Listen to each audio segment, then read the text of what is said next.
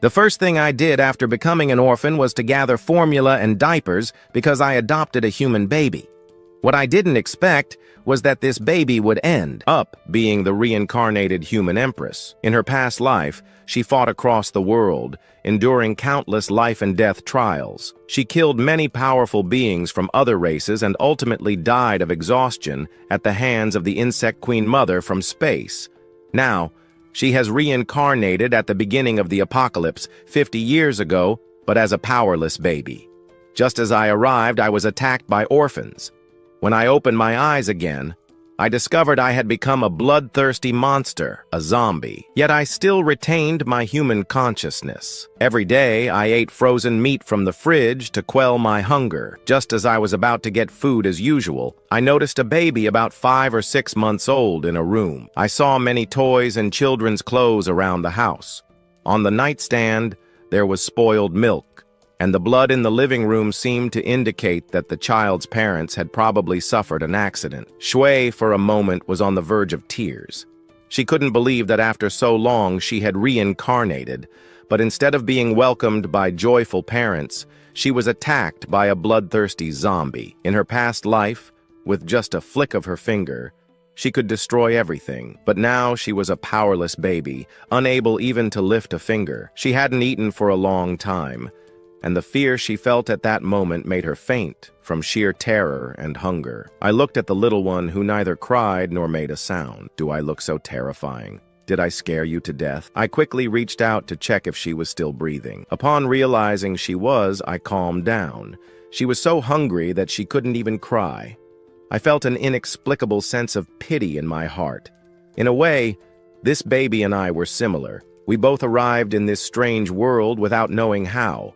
On top of that, we both had the misfortune of encountering the apocalypse and the orphans. That's why I decided to raise this baby. At least in this desolate apocalypse, I would finally have some company. Even though I had already become an orphan due to the virus, I never thought I would turn into a bloodthirsty monster. Realizing this, I discovered that the owner of this house had been dead for at least 2 days. This little one hadn't eaten in a long time.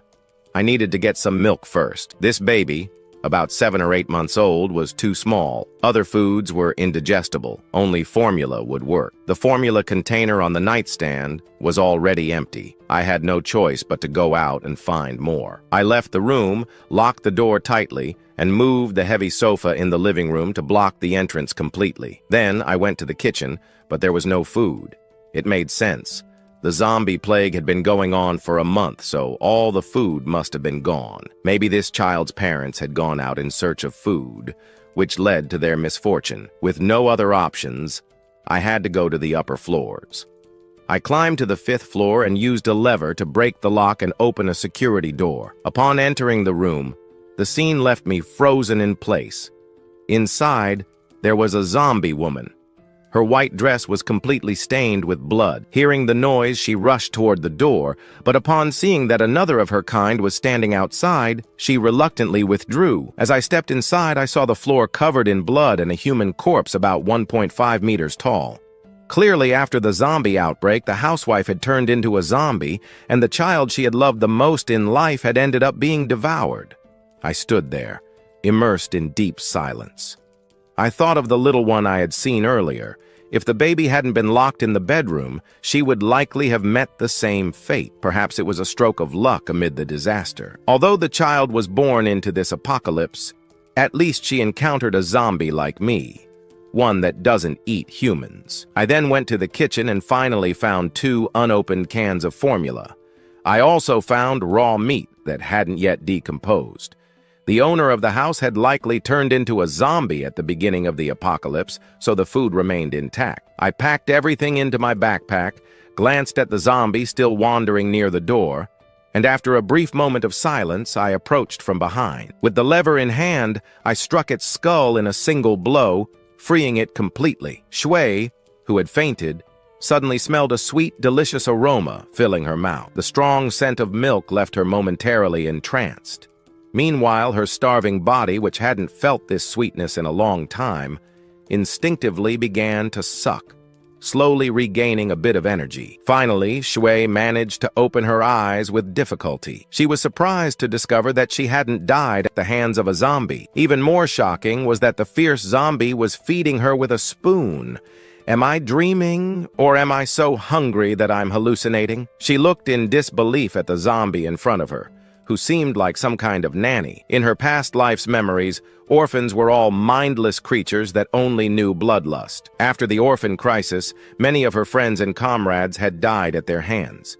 Even she had to eliminate several companions who had been bitten and lost their sanity. That's why, when she saw an orphan before her, Shui knew that her fate was already sealed. Those bloodthirsty monsters without humanity would not spare her just because she was a baby. But she did not expect that, instead of devouring her, the orphan was even feeding her. Could it be that this orphan plans to raise me only to devour me later? While feeding the baby, I saw that the little one opened her eyes again, which made me feel a little more at ease. When she finished the formula, I noticed that the little one continued looking at me with her bright eyes.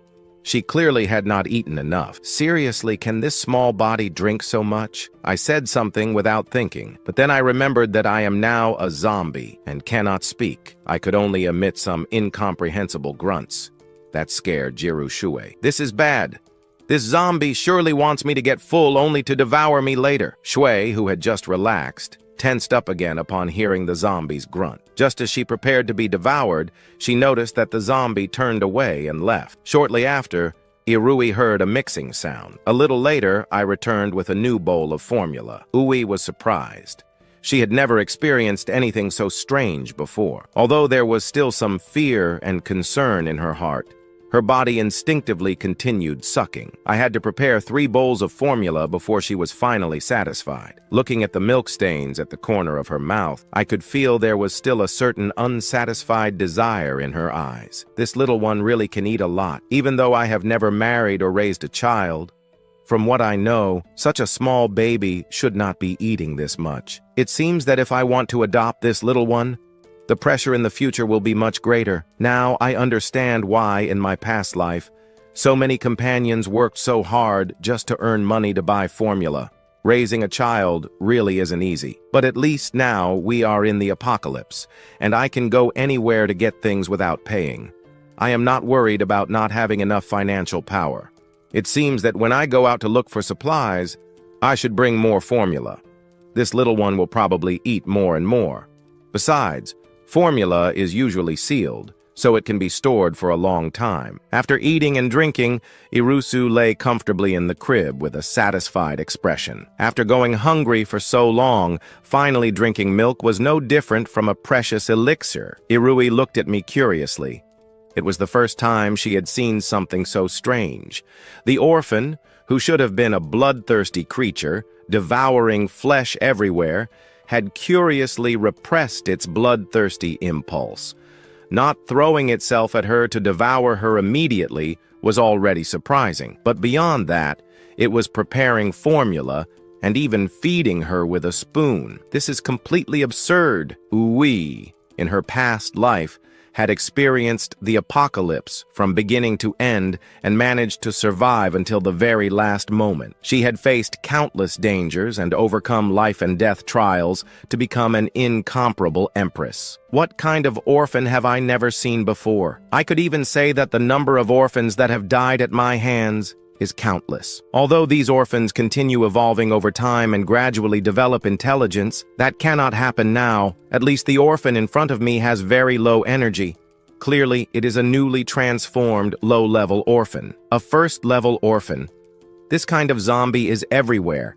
They are those who transform after being infected by the orphan virus. And this level of orphan is definitely incapable of developing intelligence. They are just a group of bloodthirsty beasts following their instincts. Irui looked at this orphan in front of her and could not understand what was happening. But as an incomparable empress, she had already gone through all kinds of life and death crises. So even when facing an orphan, she did not panic. In any case, for some reason, at least for now, this orphan had no intention of devouring her, so there was no reason to worry too much.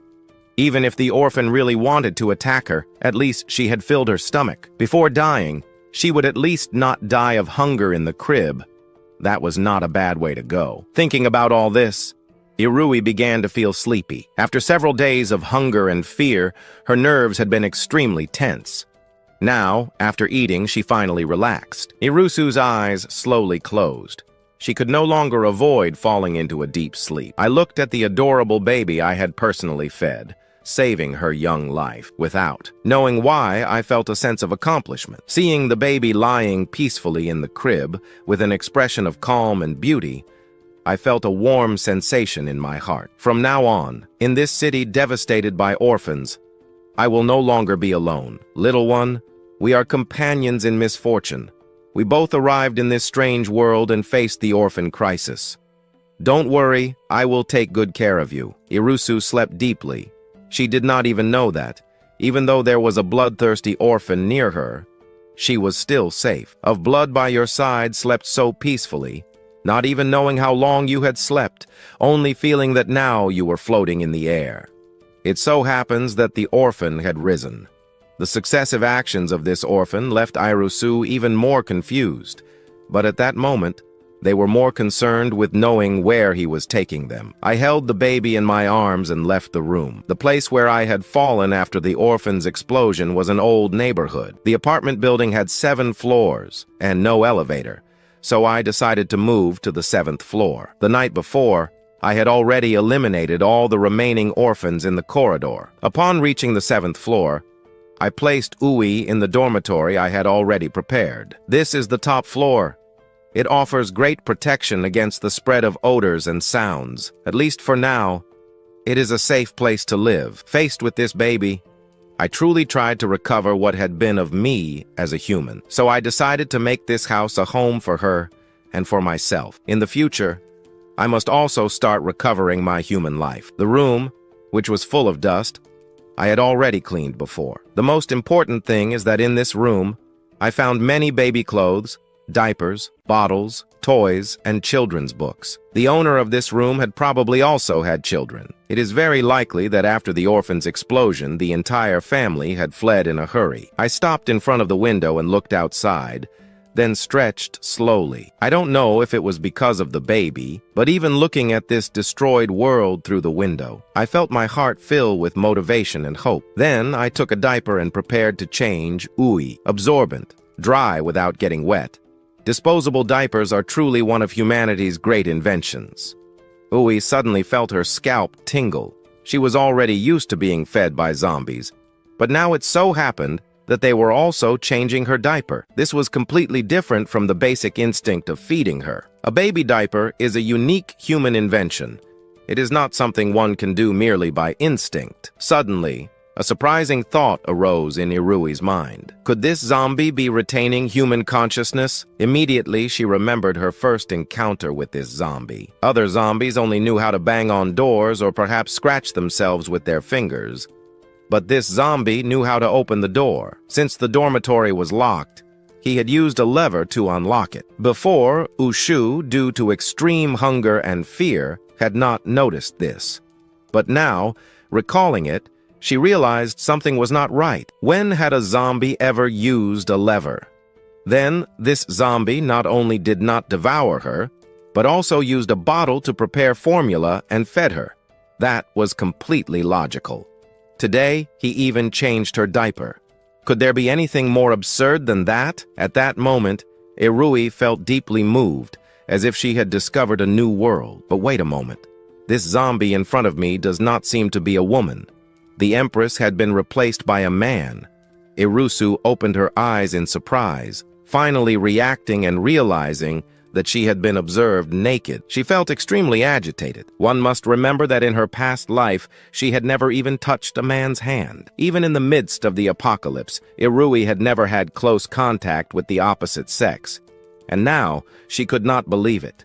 Her purity had been destroyed by a diaper. Irusu felt completely desolate. She could not believe that after reincarnating, all kinds of things were happening to her. This zombie is really treating me as if I were his daughter. Thinking about this, her heart skipped a beat, and a tragic story involuntarily emerged in her mind. Perhaps this zombie, before the apocalypse, had a daughter he loved dearly. But in the apocalypse, Human life became insignificant in the face of the wave of bloodthirsty orphans. Humans almost no longer existed, especially at the beginning of the zombie explosion. For ordinary humans living in cities, there was no hope of survival. Probably this zombie's daughter had already died after the arrival of the apocalypse, but he still thought of his daughter. That love which goes beyond life and death.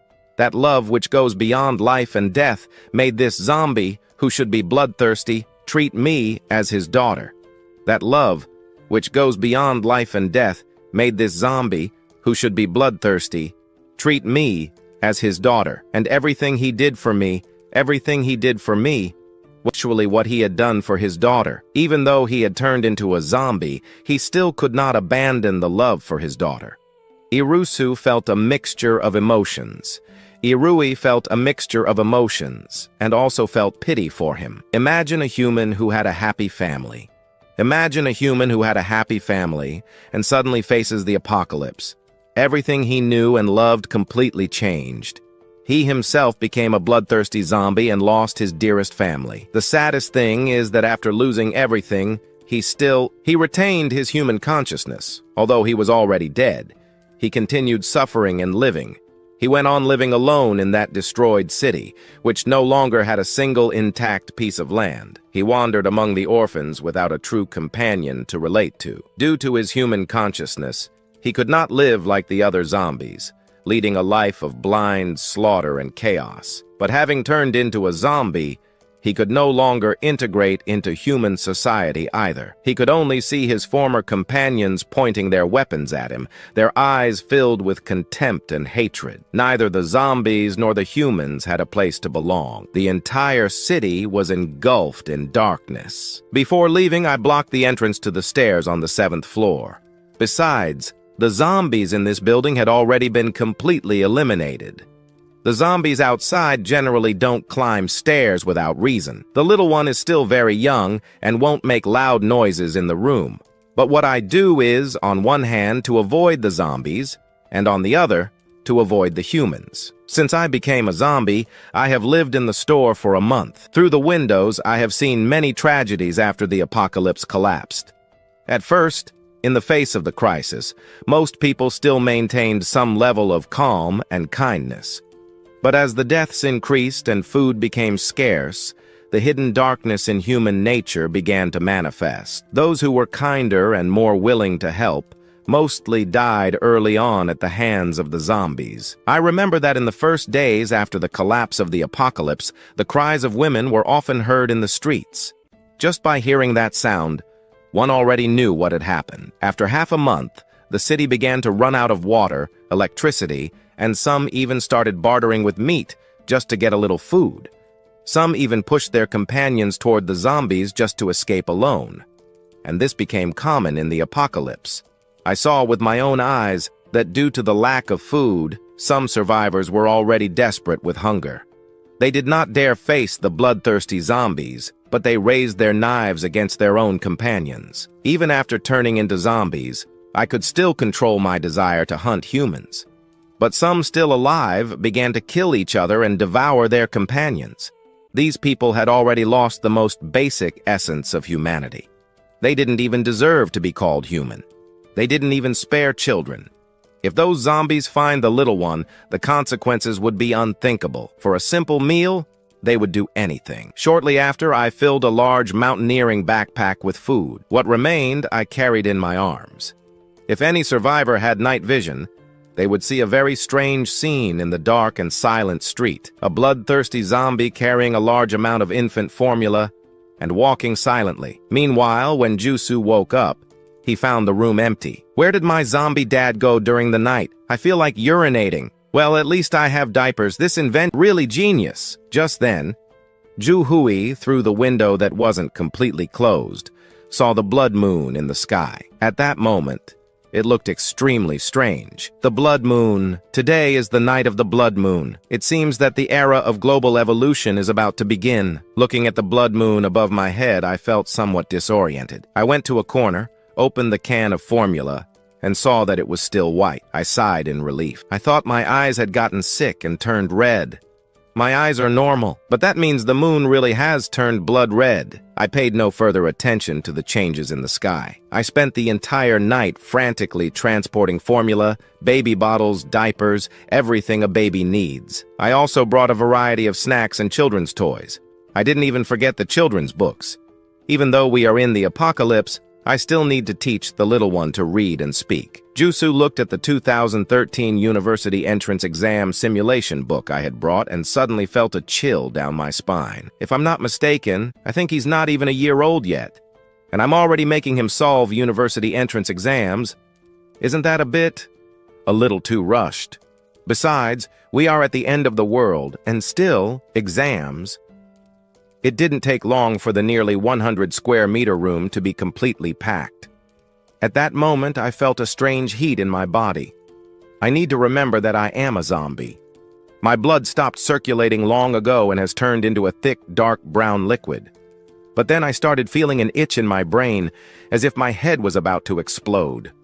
I crouched in the corner, holding my head, my body trembling uncontrollably. I didn't know what was happening to me. Could it be that my human experience card has expired? Am I going to turn into one of those zombies that only know how to drink blow? I fought so hard to regain my life, to find new hope and a new purpose, and finally, in this destroyed world, I found someone to live with. I won't give up so easily. Even though I don't know what is happening to me or what I will become, I need to stay conscious. The black veins on my body started to fade, turning into a bluish hue. At the same time, the horrible wound on my shoulder, which had been there for a month, was now completely dry and cracked. It was dirty and disgusting, but somehow it was beginning to heal slowly. Although it hadn't returned to its original form, at least it no longer looked as grotesque and terrifying as before. My nails also began to change, and those sharp, loose teeth became slightly more aligned. Meanwhile, on this dark night, the roars of zombies suddenly began to echo. Many zombies under the light of the moon were going through the same transformation as me. Their bodies began to tremble. Some survivors, under the red glow of the moon, started feeling heat within their bodies. Without realizing it, they began to experience some changes. In the dormitory, Yuch Shui was also being bathed in the red moonlight. Outside, her small body began to tremble slightly. Jushu felt an intense heat spreading throughout her body. I don't know how much time passed, but when I woke up again, I realized I was lying in the street. I moved my body a little and noticed it had become more agile. My strength had also increased enormously. Looking at the zombies around me, I saw that they had also undergone a remarkable change. Those disgusting and decayed zombies, after this night, looked slightly more human. It seems that after the blood moon, the monotonous life began to change a little. Somehow, I ended up in this strange world, living each day aimlessly. But now, finally, something is changing. Repetitive life becomes boring over time. Just when I was about to take the supplies home as I passed by a zombie, I suddenly felt a strange sensation in my heart. It seemed that somehow there was a connection. It can't be. After so much time alone, this isn't possible. But soon I realized that this unique connection wasn't because I had strange feelings for that zombie. Instead, I felt that countless threads were emerging in my mind, connecting me to that zombie. They seemed like unconscious puppets, as if their heads were empty, and I seemed to have a special ability. I could transfer my thoughts through these invisible threads, as if I were controlling a puppet with strings. I quickly began to test my hypothesis. Concentrating, I started to feel that the connection with the zombie in front of me was strengthening. In no time, the zombie that had been staggering suddenly stopped, straightened up, raised its hands, and in the middle of the ruined street, began doing chest expansion exercises. I called this strange ability corpse control. It seems that I also have the presence of a great emperor. I didn't stop controlling the zombies. They danced, played basketball, and even rapped. The only problem was that these zombies couldn't speak. Besides, for now, I could only control 2 zombies at the same time, and if they were too far away, I couldn't give precise orders. Suddenly, I remembered that the little one was at home. so I quickly controlled zombies 1 and 2 and ordered them to collect the supplies I had gathered earlier. I immediately headed for the neighborhood. Meanwhile, in the 7th floor dormitory, Irui finally awakened from her long sleep after the night of the red moon. She woke up with extraordinary abilities, mental control. With just a thought, she could control objects, fly through the air, move things from a distance, etc. It was a completely out-of-the-ordinary ability. What surprised Irui the most was that she not only awakened her mental control ability, but also regained the extraordinary powers of her past life, time control. After several experiments and a long period of analyzing cases in her past life, someone had already proposed that the awakening of extraordinary abilities could be closely related to the human soul. Different souls would have different extraordinary powers, and Irui felt incredibly excited. This time, she was much stronger than in her past life. After all, besides her original foundation, she now possessed the ability to control minds. Now she considered herself a dual-talented person. In her past life, with only time control, she successfully survived the apocalypse, grew stronger, and the terrifying power of time granted her the ability to dominate the entire battlefield. She could make the battlefield stop, speed up or slow down the flow of time around her or her opponents. This talent was almost a divine power. It was thanks to this extraordinary power that Irui finally became an empress. And in this life, she not only had time control, but also mental control. At that moment, Irui heard some noises outside the room. Had her zombie father returned? While lying in bed, she felt growing curiosity in her heart.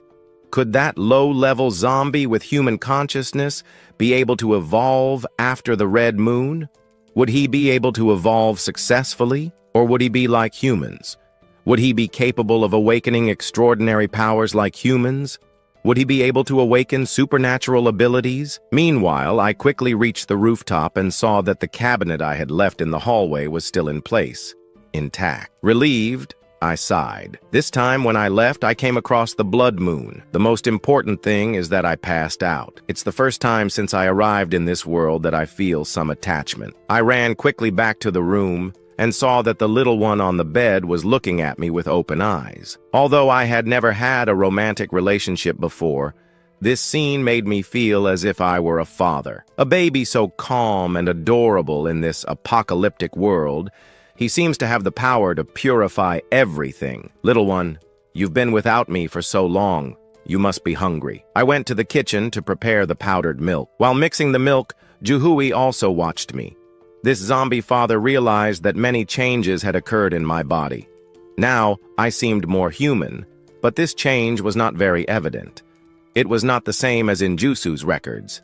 In Jirushi's memory, zombies started as simple first-level zombies after the emergence. From that red moon, everyone experienced strange changes. The zombies that evolved because of the red moon grew in size. Those who were previously 1.70 meters or 1.80 meters tall after the evolution reached heights of 2 or 3 meters. The dimensions of their muscles also grew in a terrifying manner. Their skin became extremely resistant, and their bones far surpassed those of common beings. These zombies, with their robust bodies, were much stronger than normal zombies. When they appeared on the battlefield, they were extremely difficult to defeat, as they possessed overwhelming strength. Because of this, zombies of this evolutionary line were generally called tank-type zombies by humans. It could be said that they were the nightmare. They could be said to be the nightmare of most survivors, as many of the weapons survivors possessed simply couldn't hurt them. There were also zombies, whose primary evolutionary path was agility. In this case, they did not acquire large and terrifying bodies. Their evolution focused on their limbs and lethal claws. The most crucial thing about these zombies was that they could use their powerful strength in their limbs and curved claws like blades to climb walls and even ceilings upside down. Their muscles were like springs, giving them incredible jumping ability and speed. Thanks to their agility and unusual posture, they could move extremely easily in the air, making them difficult targets for humans to hit. But that wasn't the scariest part. The true terror of this type of zombie was its tongue, which also mutated. Now, it could move freely, possessing enough strength to break bricks and stones, becoming a deadly weapon of attack. Jiru Shui remembered very well a survivor camp he had been in, where, in a past life, the leader of this camp was incredibly strong, but due to a lack of experience in dealing with these special zombies, he ended up being defeated. Just as they were about to defeat that zombie, he was betrayed by the creature's terrifying tongue and fell. Due to this zombie's peculiarities, the survivors nicknamed it the Tongue Devourer, mainly because of the frightening way its tongue extended and retracted. Bones grew from its spine, and with evolution, these bones eventually developed a membrane that formed a pair of bony wings, allowing it to fly. There were even extremely rare elemental zombies capable of launching elemental attacks, just like some humans who awakened abilities. However, the father zombie before me seemed completely normal. Even after undergoing a blood mutation, he did not appear to have undergone any significant changes. Thinking about this, Jiru Shui couldn't help but feel disappointed. She had hoped to see a different father today. After all, everyone wishes for their loved ones to have enough power to survive in the apocalypse. This was an extremely difficult task. Jiru Shui actually had great confidence in her zombie father. After all, it was obvious that he was very special. He still possessed human consciousness, something extremely rare in the apocalypse. Even though she had been an empress in her past life, Jiru Shui had never encountered an existence like this before. She thought to herself, "Poor zombie father, when the Empress grows up, I will protect you." Although Jiru Shui had experienced the cruelty of the apocalypse, she still upheld her own principles. To her, surviving did not mean abandoning humanity. Living rationally in the apocalypse did not mean becoming completely insensitive. Even in her past life, Jiru Shui had always been someone who repaid her debts and returned favors. Now, with her reincarnation, this was even more certain. A baby. A completely vulnerable baby. If it weren't for her strange zombie father, Jiru Shui could imagine what fate awaited her. Either she would be torn apart and devoured by a zombie, or she would slowly starve to death in a crib. It could be said that this zombie father had not only given her a second chance, but also the value of living. And Jiru Shui always repaid favors, especially when it came to something so grand. Even though her zombie father was quite ordinary, merely a low-level zombie, that did not matter. Jiru Shui had already made a decision. No matter what happened, she would protect him for life. "You took care of me when I was little. I will take care of you when you are old." These words should never be empty promises, especially not for someone like Jiru Shui, who had been reborn. She also knew many of the ways zombies evolved. Most zombies evolved primarily by devouring living beings, using the flesh and blood of others to fuel their energy. For example, zombies devoured humans or animals, and in a way this was a biological instinct for evolution. However, there was another method, devouring the crystalline cores formed in the brains of their own kind. Zombies who awakened supernatural abilities formed a unique crystalline core in their brains, and this core was the main source of their abilities. However, only awakened zombies could possess this core in their brains. Ordinary zombies did not have it. Jiru Shui had already made up her mind. Even if her father had an ordinary constitution, who said she wasn't an empress in her past life? She had managed to carve her way through the apocalypse and rise to the rank of empress.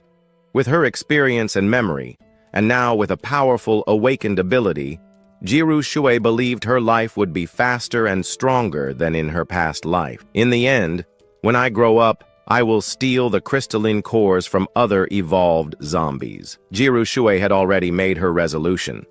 Even if she had to pile up those crystalline cores to transform her zombie father into an advanced zombie, she would do it. When he became an advanced zombie, he would undergo a great transformation. This type of zombie would already have the ability to speak and would no longer be limited to just grunting like the others. "Don't worry, Dad. I am a promising investment. I will feed you and never let you lack anything. It's delicious." I don't know what was going through the little one's mind. She just stared at me intently. and I couldn't help but smile at the sight. Her black eyes were so bright and adorable. Whether in this life or the previous one, it was the first time I had ever observed a baby so closely. Suddenly, I realized that babies somehow possess an inherent hope that draws us all in. Little one, you can grow up peacefully. Don't worry about the outside world. I've already secured 2 new guardians. They're downstairs, guarding the entrance. With them here, our life will be much safer. I sat beside the crib, calmly watching the baby. Little one, grow up quickly. Daddy brought many toys for you, Barbie dolls and stuffed bears. You don't have to worry about wasting time playing. I also brought the mock exams for the 3 years of high school. Now I truly feel like the father of this little one I happened to find. I'm raising her as if she were my biological daughter. After thinking for a while, I decided to give her a name. You will be called Kiki. Kiki, don't worry. Daddy will let you grow up without worries. Even in the apocalypse, I will give you a refuge that will be your own paradise in this world. I looked at my work from that night and nodded in satisfaction. Now the different storage spaces in this house and the empty places are filled with all the supplies I managed to gather. Even though Kiki has a good appetite, there's certainly enough food for her for a long time. After all, the little one is still just a baby. No matter how much she can eat, for now she can only drink formula. I've already prepared enough provisions. I decided to stay home for a while. In the apocalypse, the most important thing is survival. Besides, now that I've awakened the ability to control zombies, it means this world is not as simple as I thought. The blood moon that appeared last night made me feel quite uneasy. I noticed changes in my body. I can't be sure if the others, the zombies, will experience the same. No one knows what strange powers zombies might gain after evolving. I decided to stay in a safe place for a while. After all, I just reincarnated into this world and was already attacked by a zombie. After feeding Kiki milk, I stayed in the building, watching. I waited until I was sure the outside world was calm before considering going out. Either way, I've already gathered enough supplies, and I don't mind staying a few more days. This world is very strange. At every moment, surprising changes happen. If I were alone, I could simply accept this inhumane life, but now I have Kiki. I need to become stronger. I went to the living room and picked up a steel machete about 1/2 meter long. The blade was thick and straight, ideal for long cutting sessions. It was a typical blade for cutting wood. However, the old rules no longer apply in this apocalypse. After the transformation brought by the blood moon, in addition to controlling other zombies through invisible threads, my physique also improved considerably. My agility is now similar to that of a regular human. Before, my limbs were stiff, and I could only perform simple bodily movements. But now, even wielding this steel machete, I can handle it fluidly in the air. The blade shines and cuts with force. Even though I haven't trained in sword techniques, as a zombie, my physical strength is even greater than that of a regular human. Following the movements of martial arts novels and the techniques from the movies I used to watch, I started practicing strikes with the machete in the living room. The blade is extremely sharp, practically a melee combat weapon. The destructive power of this machete is far greater than that of an iron bar. I'm confident. With this machete, I'm sure I can split a zombie's head in two with a single strike. While practicing the sword techniques, Jusu began reflecting on his innate abilities in this life. Jusu has 2 very powerful innate abilities. One is time control, which can be activated whenever he has enough mental power. The other is the newly awakened ability of Jiru Shui, telekinesis control. Jiru Shui concentrated all his mental energy, directing his attention to a silver needle on the bedside table. Under the control of his mental power, the needle slowly began to float in the air, hovering over his head. It was truly an incredible sight. Although his control over objects was still a bit slow, Jusu was certain that given enough time to practice, this ability would become a powerful tool, capable of killing without being seen. And as his mental power increased, the weight of the objects he could control would also grow. Now, he was using a silver needle, but perhaps soon, he could control flying knives. 2 days passed quickly. During these 2 days, I practiced machete techniques in the living room. and Jiru practiced his levitation power in the bedroom. We lived well, each of us striving to improve the other's life. That day, after feeding Yuch-Chu milk, I suddenly noticed something moving outside. I looked down from the balcony window and saw two zombies fighting in the street. The noise of the fight was quite loud, otherwise I wouldn't have heard it from the 7th floor. Seeing this, I was confused. There was no human figure nearby. After a month living alongside these companions, I had learned a lot about them.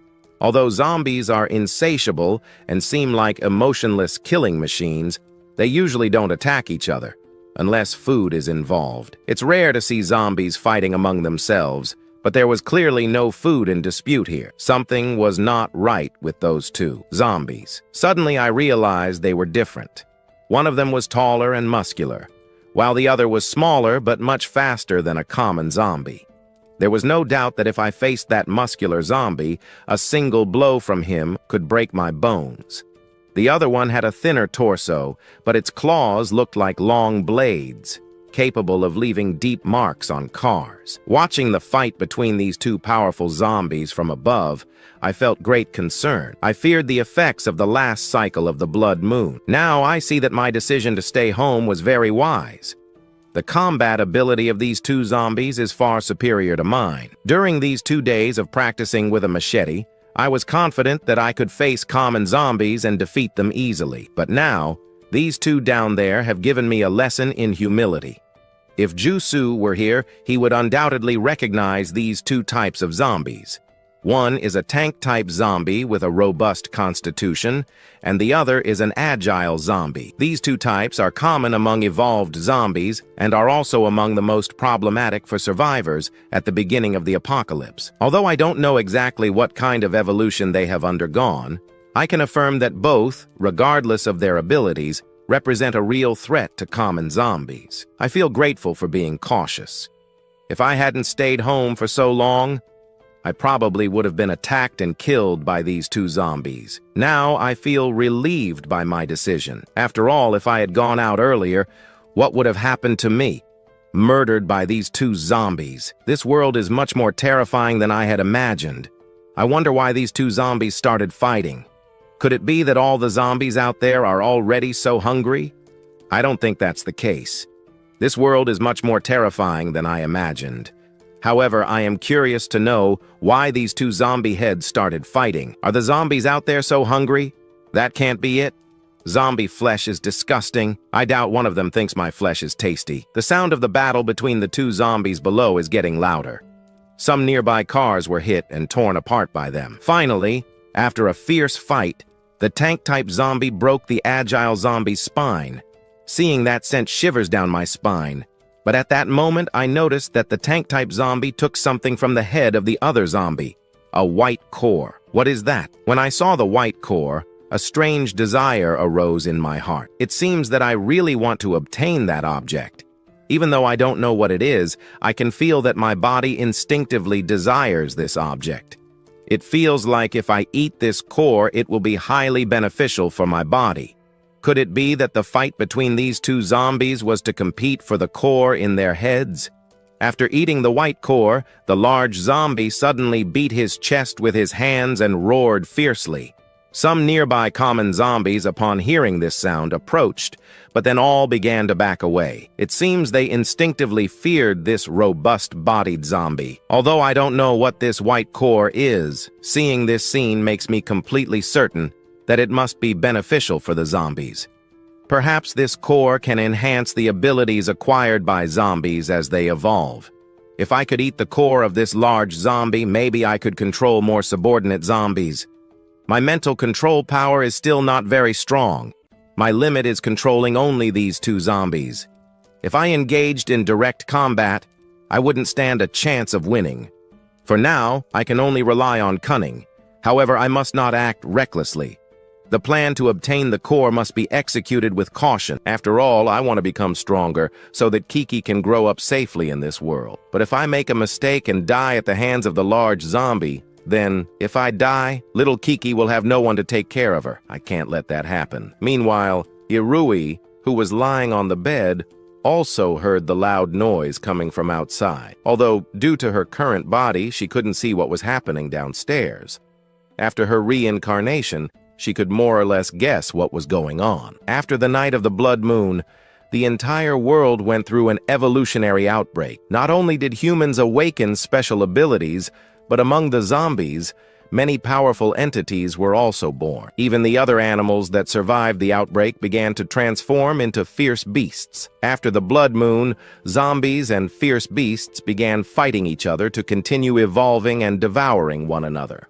Surviving humans not only fled in terror when facing zombies, but after the red moon, they already had the ability to fight them. At the same time, humans began hunting zombies and ferocious beasts to obtain their cores, and thus investigate and develop a drug based on the extraordinary human gene so they could continue strengthening themselves. However, this extraordinary genetic enhancement drug was merely a product of the early phases after the global anomaly of the red moon. When Uwe was reincarnated in her previous life, humans had already researched and used much more powerful cultivation methods. Based on these methods, humans could refine themselves and become more efficient in obtaining power to strengthen themselves. And Irui, as the supreme empress among humans in her past life, cultivated the most advanced art, the crystal breathing technique. In her past life, Irui endured a long and arduous struggle. Relying on her innate and extraordinary talent, in a sea of blood and mountains of corpses, she killed countless times to survive. Then, with this powerful cultivation technique, she step by step ascended to the rank of Empress. Now, the wave of evolution has already begun. Irui is fully aware in her heart that with her father's strength, a low-level zombie will find it nearly impossible to survive in this increasingly cruel world. She knows she must strengthen her power quickly. Irui knows that. As their flesh grew stronger, their body also became more refined, especially because Yeru Shu, being a baby, had very weak mental power. However, with the help of these energies and under this enhancement, her mental strength continued to increase steadily. When I returned to the room from downstairs, Yerushu was still immersed in her practice. I didn't know what she was practicing, but I saw little Kiki lying on the bed, trembling. At that moment, I felt great concern. Could she have caught a cold during the night? A baby getting sick is a huge problem. I quickly took a blanket from the side and gently covered her. In the previous world, if a baby got sick, I could take them to the hospital for treatment. But now, in this apocalypse, where are the children's hospitals? There are only bloodthirsty zombies. I felt a movement coming from her body. Yiru Shu was awakened from her meditation. When she opened her eyes, she saw the blanket covering her and her zombie father looking worried beside her. A small smile appeared on Yiru Shu's face, and a warm feeling filled her heart. In her past life, Yiru Shu grew up in an orphanage. From a young age, she learned to be independent and strong. She finished university thanks to scholarships and subsidies. Now, after being reborn, the parents she was born to were eliminated when the apocalypse broke out. It was the first time Yiru Shu felt the warmth of paternal love, even though the other was a zombie. Seeing that little Kiki was fine, I relaxed. But outside, that big zombie was still right in front of me. I needed to find a way to eliminate him. Otherwise, living near such a threat made me feel uneasy. Who knows how much stronger this guy will become? So I decided to act first. At nightfall, in the dark store ahead, occasional zombie growls could be heard. The wandering zombies instinctively moved away upon hearing the noise, as if they feared something terrifying inside the store. The large zombie I had seen before had grown even stronger compared to the day. His height, which was previously close to 2 meters, had now risen to about 2.5 meters. His shoulders had also become even broader. As this zombie continued to absorb the energy from the core, suddenly, a loud noise was heard at the store entrance. Interrupted by the noise, the large zombie immediately became filled with rage, pounded his chest with his fists, and rushed out. On the empty street, I saw a low-level zombie standing there, growling at the tank zombie.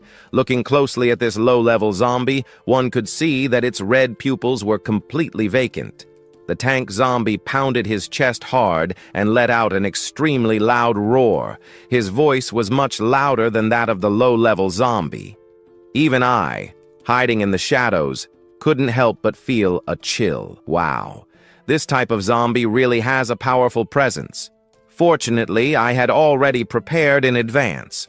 I controlled the low-level zombie with my mind, making it pick up a flower pot from the street and throw it hard, hitting the large zombie's head. Taking advantage of the tank zombie's delayed reaction, I controlled the zombie to turn around and run. The tank zombie roared, lifting his head, fury burning in his eyes. He immediately began chasing my controlled zombie. Zombie number 1 quickly lured this giant into a distant store, where I had already set a trap. Previously, in this place, 2 gas canisters had been left open, and the store was filled with the smell of leaked gas. The controlled zombie had just entered the store when the enormous tank zombie burst inside. Its powerful fist instantly crushed my zombie. I quickly controlled zombie number 2 to enter the store and forcibly shut the door, which had already bent. Then I took out a lighter.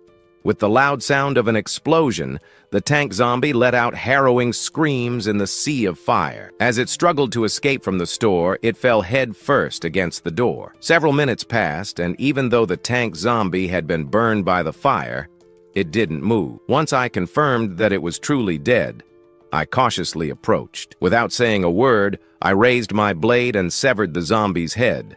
The blade struck forcefully, splitting its skull in two, and I indeed found a special core inside its brain. However, this core was not the same as the one I had seen during the day. It was no longer a pure white. It now had a reddish tint. I realized that this core attracted me in an irresistible way, even more strongly than the previous time. It was possible that red. If all these cores turn red, wouldn't they become much stronger? I quickly stored the core and then chose 2 healthy zombies wandering nearby, converting them into my subordinates. After reconnecting the 2 zombies, I quickly returned to the neighborhood and assigned them the task of guarding the entrance. I went up alone to the 3rd floor, confirmed that everything was safe, and directly swallowed the core. The moment I did so, I felt the core dissolve inside my body. An immense power flooded my limbs, continuously refining my body. My skin, which was slightly withered, began to transform more into a human-like form. My strength, agility, and endurance improved slightly compared to before. The massive power flowed into my brain, and upon experiencing the core's evolution, I couldn't help but let out a roar of rage. The zombies wandering below trembled involuntarily upon hearing my roar and then slowly began to move away. After the evolution, I felt my mind extremely clear. My senses also seemed much sharper than before. Most importantly, controlling zombies was now much easier. Excited, I ran to the street to test things out and discovered that my mental power had drastically increased. Now I can control 5 zombies at the same time. The most incredible thing is that I acquired a new ability. I can share the vision of controlled zombies. Now I have total remote control. With this ability, I no longer need to leave home to do whatever I want. I just need to command my subordinates to do it for me. Now that I don't have to show myself, it will be much easier to kill, steal, and plunder. At that moment, Ushu was lying on the bed, a little restless. It's already so late. Why hasn't my zombie dad come back yet? She had heard the loud explosion at the store earlier, as well as the terrifying evolved zombies. The roar of the tank-type zombie at night was intimidating. Although Irui was the reborn empress in her current baby form, she could not face an evolved zombie with advanced combat strength. Now that I'm on the 6th floor, I don't have to worry too much about being discovered, but I'm anxious about my zombie dad, who hasn't evolved yet. A normal, unevolved zombie has only one fate when facing an evolved zombie: death. Zombie dad, please don't let anything happen to you. I still can't walk. If something happens to you, I'm done for. Irui began to doubt. Is my luck really this bad? It seems that both in my past life and in this one, I've had bad luck with my parents. Now, after so long, I finally have a zombie dad. But he has already died once. And just now that I started to feel the warmth of paternal love, am I destined to start over from scratch again? Originally, Shui was cultivating crystal breathing, but now her mind could only think about him. Anxious, she couldn't focus on her cultivation. Without realizing it, these two, father and daughter who met by chance, had already become essential companions to survive in this apocalyptic world. At that moment, the sound of a door opening was heard, and Ushu sighed in relief. A low-level zombie doesn't know how to open locks. Only my zombie dad, who retains human consciousness, can do something so surprising. That's good. That's good. The important thing is that nothing happened. A slight smile appeared on Ui's face. I entered and saw the little one smiling. Her adorable expression warmed my heart. I went straight to the kitchen to prepare the powdered milk.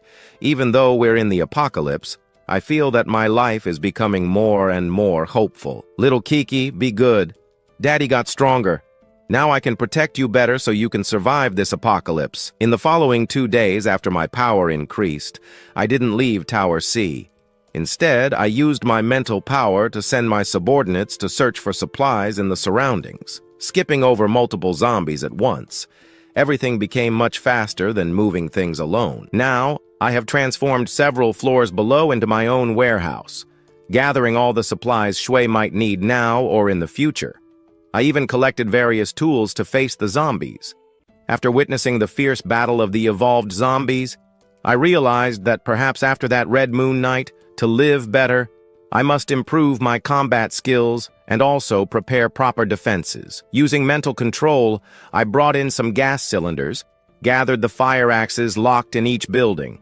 I can light fires to make Molotov cocktails. I even collected iron levers, shovels, and kitchen knives, taking everything that could be useful. During this time, whether taking care of Shui or training my combat skills in an empty room, my life had become almost a daily routine, but I felt that it was a very fulfilling life. Meanwhile, Jusu lay in bed, only drinking milk or practicing crystal breathing. Her body was still too weak. Now, her body is too weak. Jusu must improve her power through breathing. After completing her, Jusu practiced and exhaled slowly. After some time of training, his mental power had improved a little. Upon hearing some vague noises in the room, Jusu slightly furrowed his brows. He didn't know if his zombie dad had retained the consciousness of his previous life. That's why, the night before, he went out to gather supplies. But now it had already been 2 days since he last went out. Recalling the battle between evolved zombies some days ago and the strange sounds of explosions and terrifying zombie screams near the complex, Jusu supposed that his zombie dad had probably been unlucky and encountered those evolved zombies with special abilities. Shui could imagine that, as a common low-level zombie, his zombie dad probably felt very scared. Now, he could not only be killed by human survivors, but also by his own fellow zombies, and even by wild beasts that had become stronger. As a low-level zombie destined to be cannon fodder, surviving in the apocalypse was already very difficult, and he still had to divide his energy to sustain himself, take care of his food, his life, and his safety. This was truly a heavy burden for him. Shui felt very moved. Despite the difficult circumstances, his dad didn't seem to have any intention of giving up. One must remember that in this apocalypse, life had become extremely valuable. Life was now a precious existence. Jusu calmly looked at the night sky through the window, his bright eyes revealing an unusual calmness and serenity for his age. It seems that I must also accelerate my training. As time passes, there will be more and more evolved zombies and wild beasts. With my zombie dad's abilities, it will become increasingly difficult to survive in this apocalypse. After so many days of training, Jusu had already achieved certain advancements. The intensity of his mental power had increased considerably compared to before. At that moment, under the control of his mental power, the silver needle on the bedside table quickly flew through the air. The silver needle moved at an extremely frightening speed. With his ability to control time, Shui was certain that he could kill without anyone noticing, even with such a fine silver needle. With the help of his mental power, he could pierce a skull. However, Jusu was not satisfied with that. To survive in this apocalypse, these methods were far from sufficient. I must become stronger to have hope of surviving. In the room, he was focused on reading a martial arts book. According to what the book said, he continued training while exploring the room. After learning some basic combat concepts and practicing for a while, he prepared himself and went up to the 6th floor. He made a zombie enter the room under his control, then released the mental control and used the zombie as a training partner. He continuously applied the various combat techniques he had learned over time to the zombie's body. The zombie knows martial arts, and no one can stop him. It was a constant improvement. His punching speed increased more and more, and the precision of his strikes became even greater. Looking at the zombie in front of him, already completely destroyed and covered in blood, he felt satisfied. Then he activated his mental power and prepared another zombie to increase the difficulty. But suddenly, something caught his attention. A rather surprising image appeared in his mind. He discovered that the 2 zombies he had sent to gather supplies in building number 1 of the Sunshine Complex had found something very surprising. He saw that on the 3rd floor of building number 1, 2 zombies were searching for supplies in a very human-like manner. But at that moment, within his field of vision, a bloody figure flew across the ceiling. Its speed was terrifying. He immediately controlled the zombies to follow it. The bloody figure kept running along the walls and ceiling. Not even the zombies he controlled could keep up with its speed. Perhaps upon seeing the strange movements of the zombies before it, the figure on the ceiling stopped and remained motionless. Finally, he could clearly see the bloody figure on the ceiling. What surprised him was the appearance of this monster. He never imagined that such an ugly zombie could exist in this world. This bloody figure seemed to have completely abandoned its human form. Through the zombies' bodies, he could feel a strong sense of fear. Clearly, this bloody monster represented a great threat to common zombies. He immediately controlled the 2 zombies and made them strike forward with sticks. However, the terrifying figure on the ceiling leaped forward with great force and instantly tore off a zombie's head with its claws. The other zombie, without time to react, saw a bloody line swiftly cut across its skull. The agility of this bloody monster was impressive. Not even the 2 zombies he controlled could do anything and were eliminated in an instant. What the hell is this monster? And what was it that killed my zombies? Could its tongue be that long? He never expected that this zombie had not only lost its form, human, but also used her weak tongue to attack. Bloody shot. And my zombies couldn't react in time. At that moment, I became very worried. It seems that the evolved abilities of the zombies greatly exceeded my expectations. From now on, I can't waste time. I need to continue practicing martial arts every day, fighting directly against the zombies to continuously improve my combat skills. Using this simple method, I seek to achieve the greatest possible improvement. After these days of experiments, I discovered that the nuclear crystal is probably only formed in the brains of evolved zombies. In recent days, I have killed several common zombies, but found nothing in their brains. Time passed quickly. A week went by in the blink of an eye. Now I am facing 3 large zombies attacking me at the same time. Dodging their bites with ease using my agile movements, I seize the opportunity and deliver a direct blow to their jaws. In an instant, the 3 terrifying zombies are lying on the ground, motionless, at the center of the room. Feeling satisfied, I reflect. These zombies I encountered were relatively strong, but even so, I killed them easily. Now I am very confident. I can go out, face zombie attacks, and still maintain a good defensive capacity. In the room, little Juhui, like a baby, did not neglect his training. While Juhui concentrated his mental power and applied it to his body, his small frame began to react. In fact, he began to float slowly. Although his body has not grown much faster, his mental power has increased considerably. After a period of immersion in training, Jusu's mental power now allows him to levitate a few centimeters off the ground. But this is still not enough. This is still not enough. Being just a baby, he can already lift his own body. Jusu's feat at this moment is truly terrifying. However, he does not show a single sign of not enough. Jirusue understood that from now on, there would be more and more evolved zombies and ferocious beasts.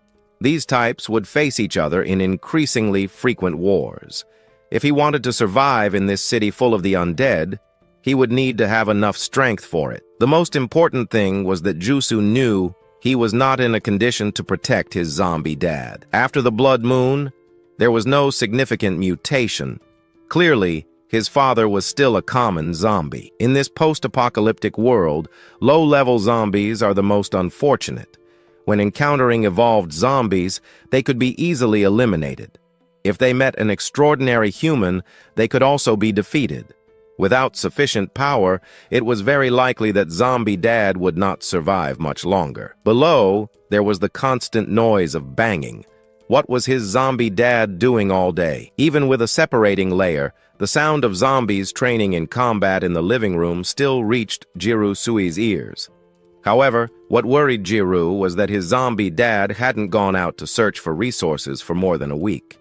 With what was still left in the house, there was no problem for now, but sooner or later, it would run out. Jiru understood this perfectly. After all, his zombie dad was just a common zombie, and given the enormous power difference, he had no way of facing the evolved zombies outside. He had no chance at all. It wasn't his zombie dad's fault. If anyone was to blame, it was this cruel world. Jiru only hoped to be able to improve his strength quickly through the breathing technique. He wanted to grow up quickly, like the human empress. Jiru didn't like feeling like a burden to others and also hoped to be able to protect his zombie dad's life with his own strength. The most important thing for Jiru was not to lose this valuable family bond, even if the family bond he had was with a zombie. Jiru continued following the breathing technique, absorbing energy factors. Meanwhile, he controlled silver needles that moved through the air, constantly piercing. As the technique continued to function, his expression became more and more determined. Just as he was preparing to go upstairs and feed Kiki, the zombies searching for resources outside made a new discovery. He saw, on a nearby street, a zombie with a slightly weakened body but with clearly evolved claws and significantly increased speed, chasing a human who was fleeing in terror. He recognized it instantly. This agile zombie chasing the survivor was the same one he had seen days before, the one that had been crushed by a giant. Before the survivor could react, the agile zombie sank its claws into him, ending his life. What an opportunity. His eyes shone immediately. He sent a zombie to follow and watch it. Ever since he devoured the crystalline core and experienced that overwhelming surge of energy, he couldn't resist the desire to become stronger. He left a zombie at a fixed distance, closely observing the agile zombie. The other 4 zombies abandoned their original tasks, grabbed heavy and sharp firefighter axes, and quickly advanced toward the location where the agile zombie was. The 4 zombies, holding long axes in their hands, advanced with firm and synchronized steps. It looked like a group of lumberjacks marching through the streets. The scene was truly bizarre. If survivors saw this, they would probably be left speechless. After all, they had never seen zombies actively using weapons before. This would be like defying the heavens. Soon, the 5 zombies gathered, 5 common zombies, each with an axe, ready. All ready for action, all with fierce expressions and blood-red eyes. At this moment, they were prepared to attack. I did not act impulsively, but instead organized the 5 zombies to walk as if they did not care, heading toward the agile zombie. I made the zombies spread out a little from one another. After all, 5 zombies with axes gathered together would attract too much attention. Moreover, carrying axes would make fighting difficult if they were too close. But I was not foolish enough to disperse them too much. If the zombies spread out too far, they might not be able to get close before being noticed by the enemy. One after another, they were taken down. That agile zombie had gone many days without eating fresh human flesh. At that moment, the smell of blood was like a rare delicacy to him. The zombie devoured the flesh without concern. Some other nearby zombies, having heard the noise, instinctively approached. In the face of these low-level zombies, the agile zombie roared several times. His presence was so powerful that many zombies were frightened and did not dare to approach. Only then, satisfied, did he continue enjoying his meal. But at that moment, the zombie heard footsteps approaching again. He saw 5 common zombies who, as if they did not fear death, ignored him. His warning was disregarded, and they continued walking toward him. The agile zombie roared again, irritated, and his tone seemed full of impatience. However, what he did not expect was that those 5 low-level zombies, without saying a word, would run directly at him. "Let's go! Kill him! I quickly controlled the 5 zombies, who advanced toward the agile zombie. Earlier, I had made them simulate low-level zombies, wandering aimlessly toward the target. After all, the agile zombie was very fast and had claws capable of tearing apart a car. If I was not careful, I feared the zombies could be easily eliminated. So, when the 2 sides were only 10 meters apart, I launched the attack. The 5 zombies I controlled were strong, robust adults, all male. In an instant, they reached the agile zombie, their axes gleaming, and without hesitation, they attacked immediately. Seeing that 5 low-level zombies dared to attack him, immense fury flashed in the agile zombie's eyes. His body moved instantly. However, being at a disadvantage in hand-to-hand combat, in the very first clash, the agile zombie suffered an injury. Although his speed allowed him to dodge most attacks, I was already prepared. I had set up a semi-ambush. Unless he retreated and fled, he was doomed to suffer injuries. His right arm and back were cut in the first strike. One of the zombies attacked between his ribs under my control. 2 zombies attacked from the front. The agile zombie had great strength. With his claws, he pushed the 2 zombies back a few steps. However, the other 2 zombies did not hesitate and attacked immediately, cutting off large chunks of flesh. Even so, the agile zombie suffered serious injuries. Furious, the agile zombie exploded in speed. With one strike of his claws, he crushed the head of one of the zombies. But the remaining 3 zombies arrived quickly. The agile zombie was fast, but he could not avoid the axes falling upon him. 3 blows struck his body, and one of them severed his head. No matter how skilled you are, you cannot win against a kitchen knife. Besides, I had 5 axes. Seeing the agile zombie fall, I felt relieved. This evolved zombie was truly strong. If it weren't for my control behind the scenes, it was likely that these 5 low-level zombies would have been eliminated in 2 rounds. Now only 2 were lost. I picked up the crystalline core and put it in my pocket. Then, I quickly ran to the 6th floor. When I saw the crystalline core, I was very, very pleased. This crystalline core was the same as the one I had devoured earlier, white with a hint of red. That meant that the agile zombie I had just defeated was not only an evolved zombie, but had also devoured a crystalline core. No wonder the agile zombie moved so fast. He had already undergone an evolution. With that in mind, I calmed my excitement and swallowed the crystalline core. Powerful energy began coursing through my entire body. It was the same sensation I had experienced before. I recorded the process of the energy increasing in my mind. After a moment, I felt total clarity. A sense of lucidity once again flooded my brain, and a faint smile appeared on my face. My power had increased, especially in my arms, which were now as hard as steel. Even the agile zombie's attacks, capable of tearing apart cars, could no longer penetrate my arms. Quickly, I picked up the machete, steel at my side, and I began to swing it. At that moment, the gleam of the blades illuminated the room, and the sound of the air being sliced was fierce. A glint of excitement passed through my eyes. As expected, devouring the crystalline core greatly enhances speed. My close combat power increased tremendously. Now my mental strength was enough to control 10 zombies. Moreover, the maximum control distance had reached 3,000 meters. Excited, Lu Xuan quickly ran downward. Among the nearby zombies, I chose 10 strong and healthy ones with good legs. They would be my zombie squad. I equipped each of them with a sharp firefighter's axe. At that moment, those zombies, all around 1.80 meters tall, stood lined up before me, each carrying an axe on their shoulder. Their presence was incredibly intimidating. Looking at my zombie squad, I felt satisfied. It seems the zombie gang is starting to take shape. Being strong is good. In a one-on-one fight, maybe I'm no match for those evolved combat zombies. But in this world, only 3 things keep you standing: brutality, mental power, and more zombies. In this apocalyptic world, what matters is power. Who will fight against you if their brain hasn't evolved, only their muscles? Who will engage in direct combat? I follow a mass strategy. What I use is the tactic of crowds. Looking at my increasingly strong troops, the confidence in my heart grew even more. I turned toward building number 1, not far away. A look of cold, murderous intent crossed my eyes. In that building, there is an incredibly terrifying creature. It is completely different from all the zombies I've seen before. I don't even know if I should call it a zombie. As a member of the zombie species, I really don't want to admit that I belong to the same species as that creature. Controlling my zombies, I felt death firsthand.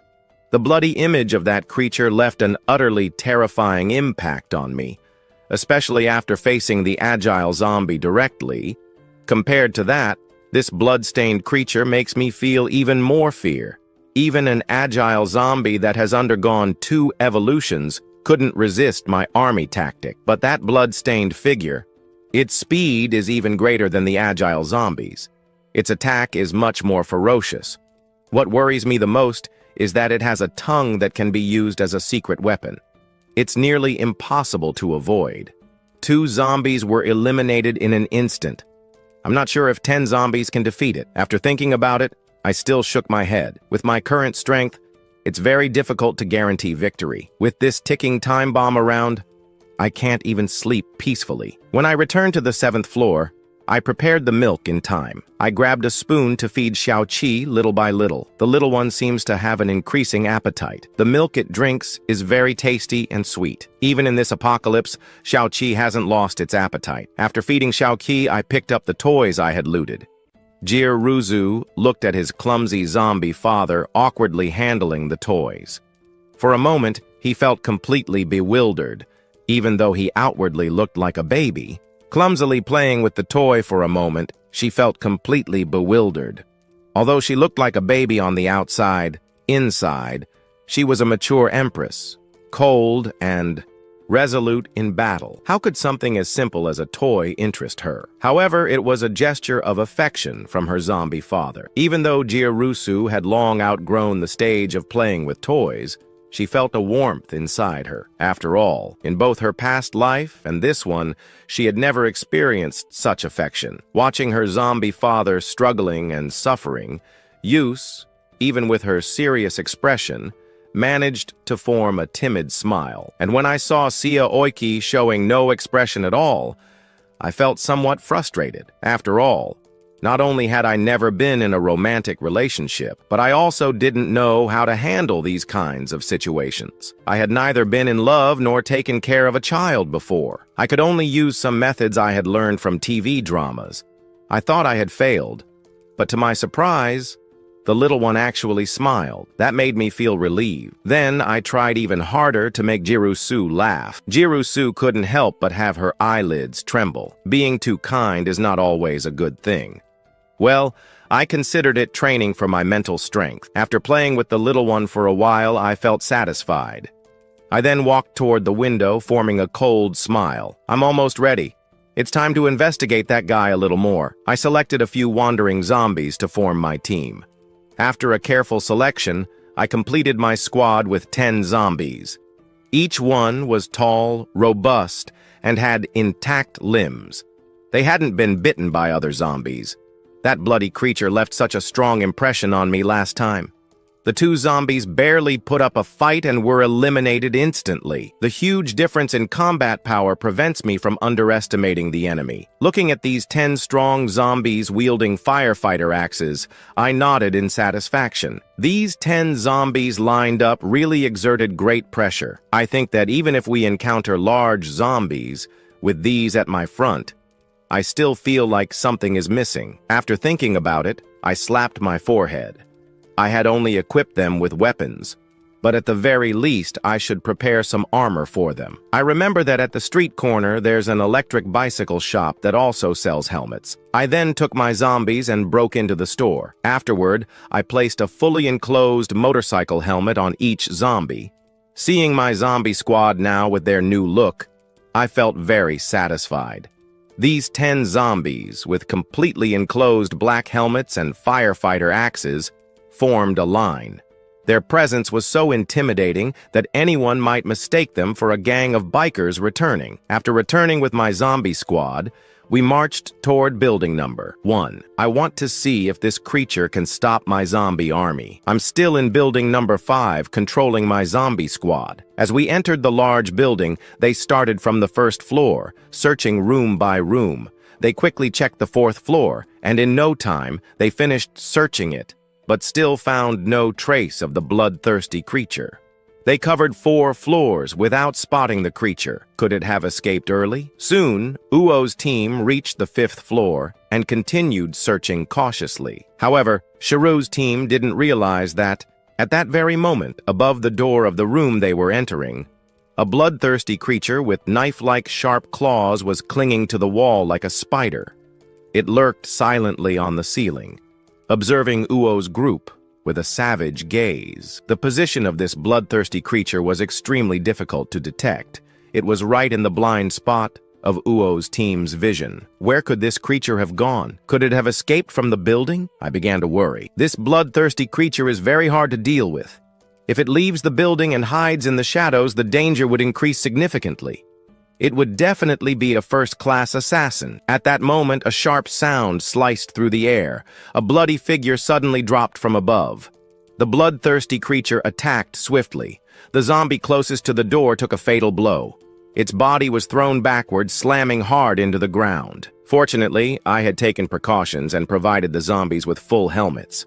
The motorcycle helmet was almost completely torn apart, and the zombie's head was nearly crushed. But thankfully, the helmet offered some protection. The zombie wasn't completely dead. It could still fight. I reacted quickly, immediately controlling the group of zombies. They turned their bodies and swung their firefighter axes, attacking the bloodthirsty creature. I saw that this creature seemed enraged by Uo's team intruding into its territory. Despite the zombies' attacks, it paid them no attention at all and continued assaulting Uo's team without stopping. Seeing this, a cold smile formed on my lips. Zombies are just zombies. No matter how much they evolve, if they don't evolve their brains, they're still useless. The bloodthirsty creature moved swiftly among the zombies, its terrifying claws slashing rapidly. Several zombies were sent flying into the air. However, these zombies kept. As long as they were under my control and their brains weren't crushed, they would continue to attack. Even if their bodies were pierced, the hatchets continued to cut straight towards the head. With a single claw, the bloodthirsty creature pierced through the body of a zombie. However, I still controlled the zombies without hesitation. I used them to tightly grab the bloodthirsty creature's claws. Without saying a word, I struck its head with the hatchet. Several zombies also began to attack, swinging their firefighters' hatchets. They kept swinging their blades, pieces of flesh, without causing serious injuries immediately. I controlled 3 zombies and ordered them to attack a single point. With the last blow of the hatchet, they finally cut off one of the bloodthirsty creature's arms. After losing an arm, the creature finally understood how powerful this small team of zombies was. It leaped out of the circle of zombies and climbed onto the roof. Immediately, I controlled the zombies and ordered them to throw their firefighter axes toward the rooftop. The creature reacted quickly, dodged the axe, and shattered the window glass before escaping. My pupils contracted. Through the zombie's vision, I saw the bloodthirsty creature climbing the building's wall as if walking on solid ground. In the blink of an eye, it disappeared. Damn it, that bastard got away. Seeing it vanish outside the window, I couldn't help but mutter a curse under my breath. If we hadn't managed to eliminate it this time, it was highly likely the creature would become even more cautious. It might even seek revenge. Its strength in its limbs was terrifying. It could easily cling to anything and attack at any moment. This was the most difficult zombie mutation I had ever encountered. Letting this creature escape was like having a ticking time bomb. If it had fled the area entirely, it wouldn't have been so bad. What worried me was the possibility that it was still lurking nearby, posing a great threat to me. What unsettled me the most now was the chance that this bloodthirsty creature could reach the 5th floor without me noticing. After all, it didn't need to use the stairs. Even though I had positioned zombies to block the corridor, it would be useless. If it discovered me, it could simply scale the outer wall, and I wouldn't be able to stop it. However, I had no choice now. Who could have imagined that, by underestimating its power, I would let it slip through my fingers? But it's never too late to fix a mistake. I quickly regained my composure and began drafting a defense plan. Immediately, I assigned 3 strong zombies to patrol the 5th floor, fully armed.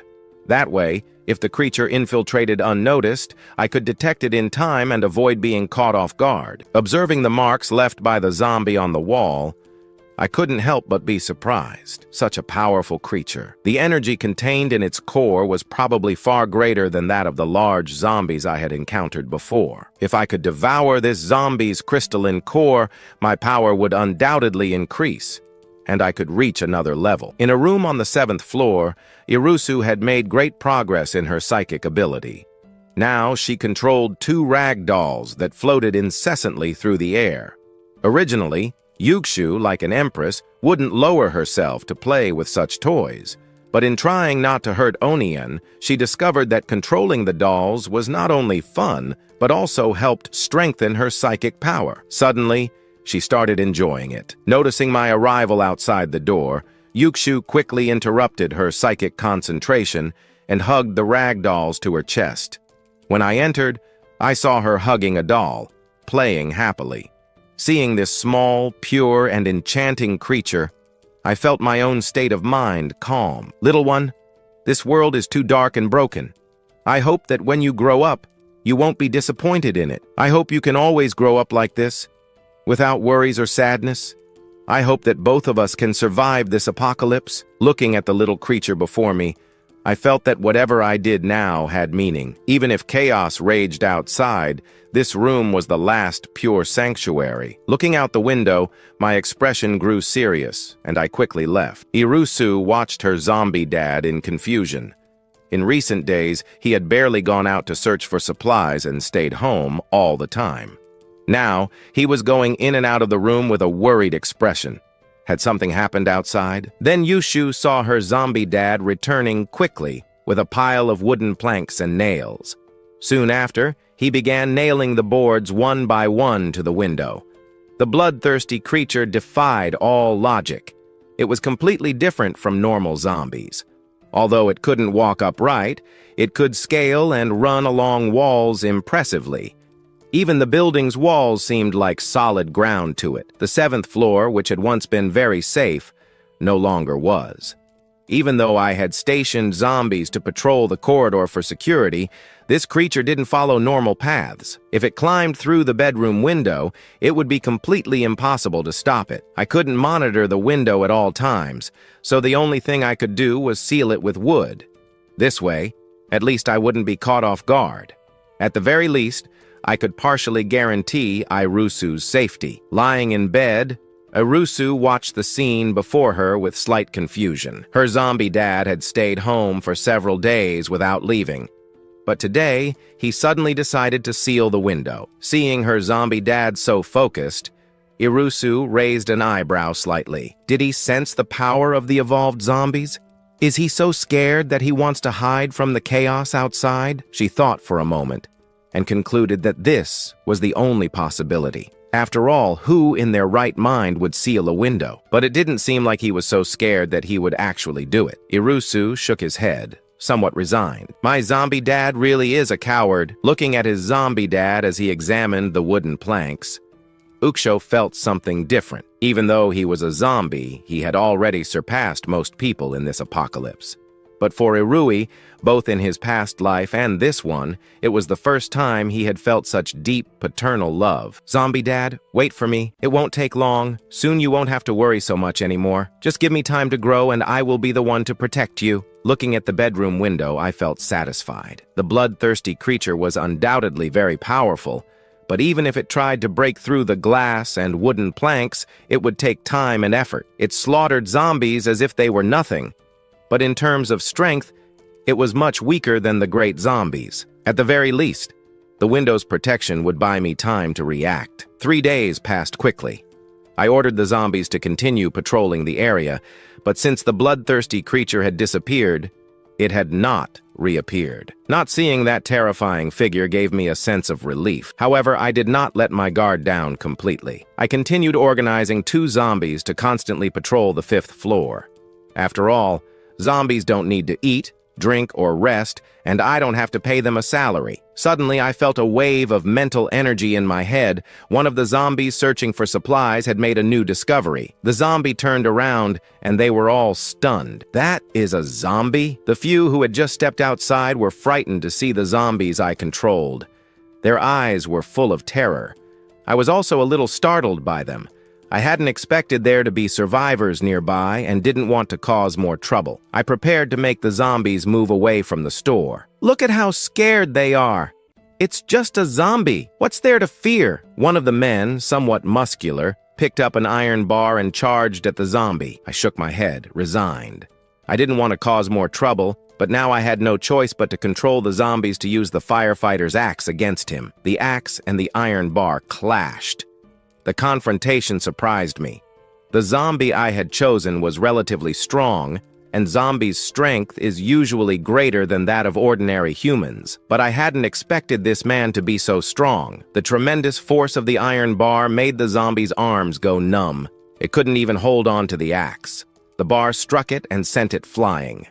This man did not hesitate for a second. His attack was extremely fast. Before I could react, the iron bar was already coming down toward my head. The zombie's head exploded like a watermelon. The man approached the zombie's body and looked thoughtfully at the firefighter's axe that had been thrown. This world is truly absurd. Now even zombies use weapons? Could this be a new class of evolved zombies? I can't believe that after so long, there are still survivors here on the 5th floor. I frowned as I recalled what had happened. I couldn't help but be surprised. Although the man seemed strong, he shouldn't have had that level of power. I started to suspect, could other creatures have undergone the same changes? Forget it. Looks like I can't send zombies to that area anymore in the future. On the 7th floor, Irusu was struggling to train by crawling on the bed. After a period of training with the Lioli breathing method, Irui's strength had far surpassed that of an ordinary baby. As Irui improved his control over his body, his speed at crawling on the bed increased. Finally, he tried using his psychic power to balance his body. With the support of his psychic ability, he slowly began transitioning from crawling to walking upright. Just then, I entered through the door. Seeing that scene on the bed, I was so shocked that my jaw nearly dropped. I even wondered if I was hallucinating. Zal, who is only a few months old, is already walking upright on the bed. I didn't even know when he learned to crawl. An 8-month-old baby could already say daddy. Besides that, he could eat by himself. I was completely stunned. This baby is prodigious. What I didn't know was that the baby I had adopted was actually a reincarnated human empress. After undergoing the purification of the blood moon, all humans and the undead evolved. I gained the ability to control the undead. Not only can I sing, dance, and rap, but I can also make them play basketball. Jiru Shui, just as in her past life, awakened the power of time and also telekinesis. When I returned home after gathering supplies, I realized that Yui could already walk. Although at first he was a little unsteady, he quickly mastered his balance. Seeing my astonished expression, Jiru Shui felt a little proud. If it weren't for the fear of scaring her undead daddy, she might have even done a somersault. Seeing the little one adapt so quickly to walking for the first time made me feel deeply comforted. My daughter has the talent to be a great empress. However, after a brief practice, Jiru Shui stopped. After all, with her current physical condition, it would be difficult to rely solely on her own strength. Even so, for her, just standing on her own was already very difficult. I placed the little one on the couch to rest and went to the balcony to practice with the knife. Although my body had undergone some evolution after consuming the crystalline core, I could still only rely on a few memories of my past lives regarding martial arts. By imitating simple movements with the machete, the sound of air being sliced by the blade soon caught Jusu's attention. Undead daddy, are you improving your strength now? Jiru Shui was already convinced that her undead daddy was just an ordinary undead, and, although he had gone through the blood moon, he hadn't awakened any extraordinary abilities. The only advantage was that her daddy had human consciousness. At that moment, in Juhui's eyes, the knife style I was practicing, despite looking impressive and intimidating, was full of flaws and absolutely useless. When I noticed that the little one was watching me intently, I felt a bit proud and gripped the knife more firmly. I didn't expect him to be interested in something so violent. It seems I should keep practicing. When the little one grows up, I will teach him this knife style. In the following days, I practiced hand-to-hand combat and knife techniques on the balcony, while Jusu trained to walk upright in the living room. I was also training my ability to control telekinesis. As the end of the world progressed, Jusu began to feel a slight sense of crisis. After all, after the blood moon mutation, the whole world started to be in danger, and now this was just the beginning. The more it advanced, the more terrifying these transformations would become. Moreover, many other creatures had also joined the army of evolution. To Juhui, who saw her undead daddy merely as a common scapegoat, there would soon be no room for him to survive. She knew very well that she needed to grow quickly in this increasingly cruel world. An ordinary undead with no evolution, and a baby who still couldn't move freely. To Juhui, this was like an apocalyptic beginning. As an empress, she knew that if she wanted to change the course of this situation, there was only one way: accelerate her training progress. At that moment, an enraged roar echoed from outside the building.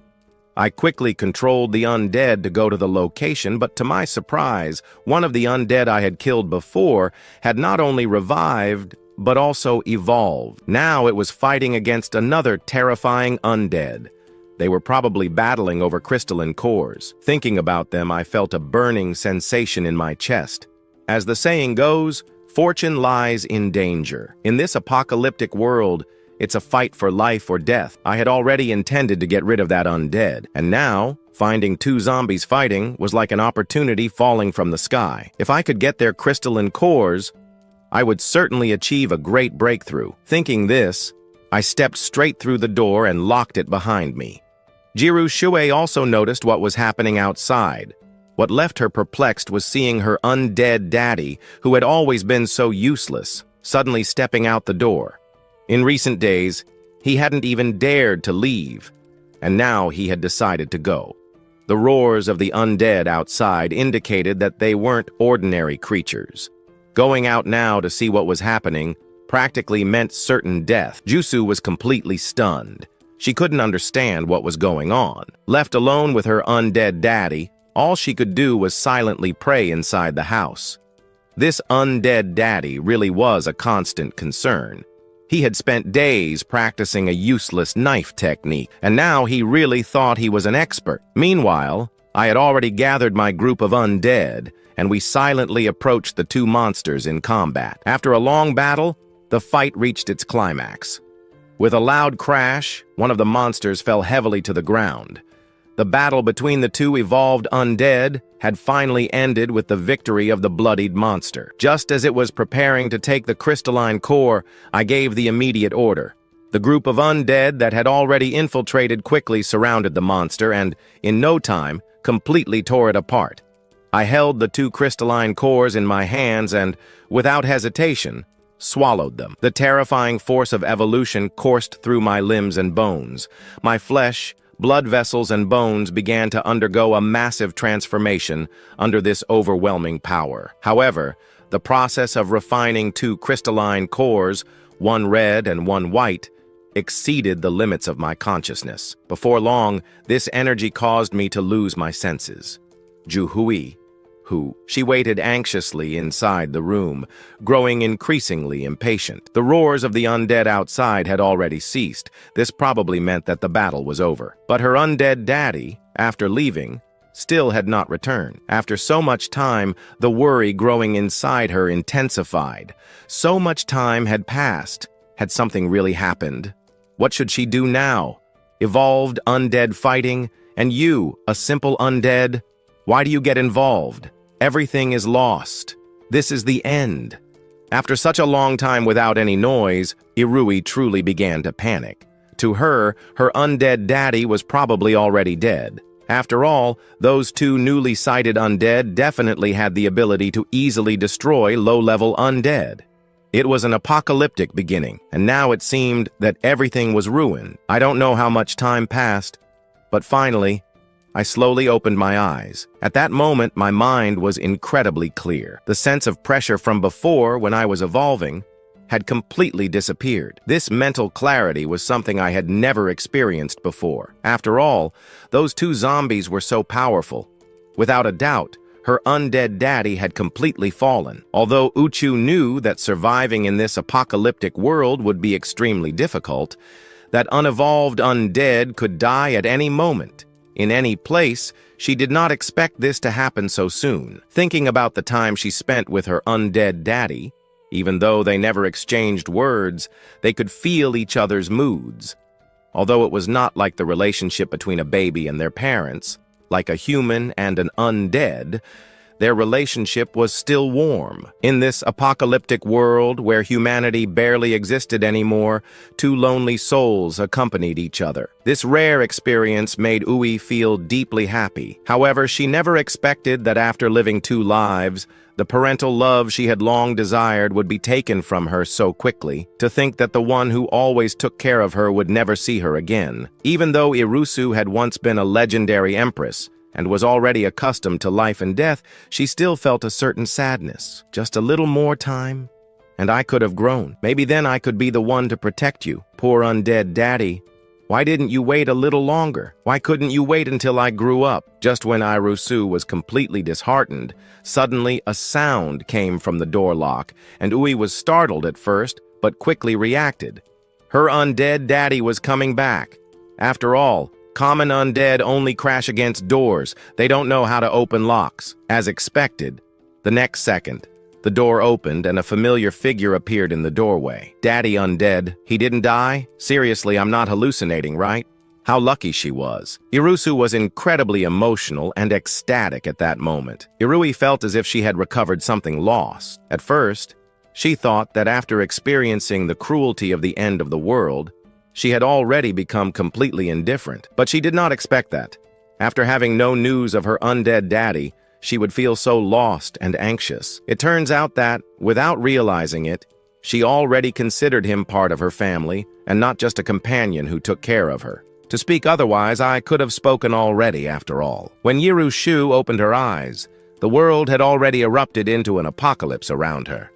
Aside from her zombie father, who had human consciousness, there was no one else to talk to. So Yiru Shui decided to remain silent. Seeing her zombie father, who had accompanied her for so long, survive and return safe and sound, made Yiru Shu feel truly excited and happy. That feeling of having lost him and then recovered him was what thrilled her the most. In her heart, Yiru Shu had already considered the man in front of her as her family, someone she could not afford to lose in her life. Looking at little Kiki in front of me, my whole being was so excited that I couldn't stop moving. So this is the feeling of being a father. Although I had 1,001 words I wanted to express, unfortunately I am now a zombie. I no longer have the ability to speak.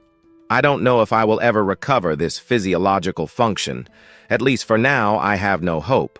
So I could only let out a few low grunts to express my internal emotion and excitement. I don't know if little Kiki will understand what I want to say. Ha ha ha. I am a father now, I can't believe it. In my past life, I didn't even have a girlfriend. In this life, I was reborn, became a zombie, and now I have become a father. Little Kiki is incredible. I knew my cute daughter was a genius. Before, I didn't dare to make noise in front of little Kiki, afraid that she might learn inappropriate things. But I never imagined that, being locked inside the house all day, she would be able to speak naturally. And now, not only can she walk upright, but she can also speak without a teacher. Isn't this amazing? It's a talent.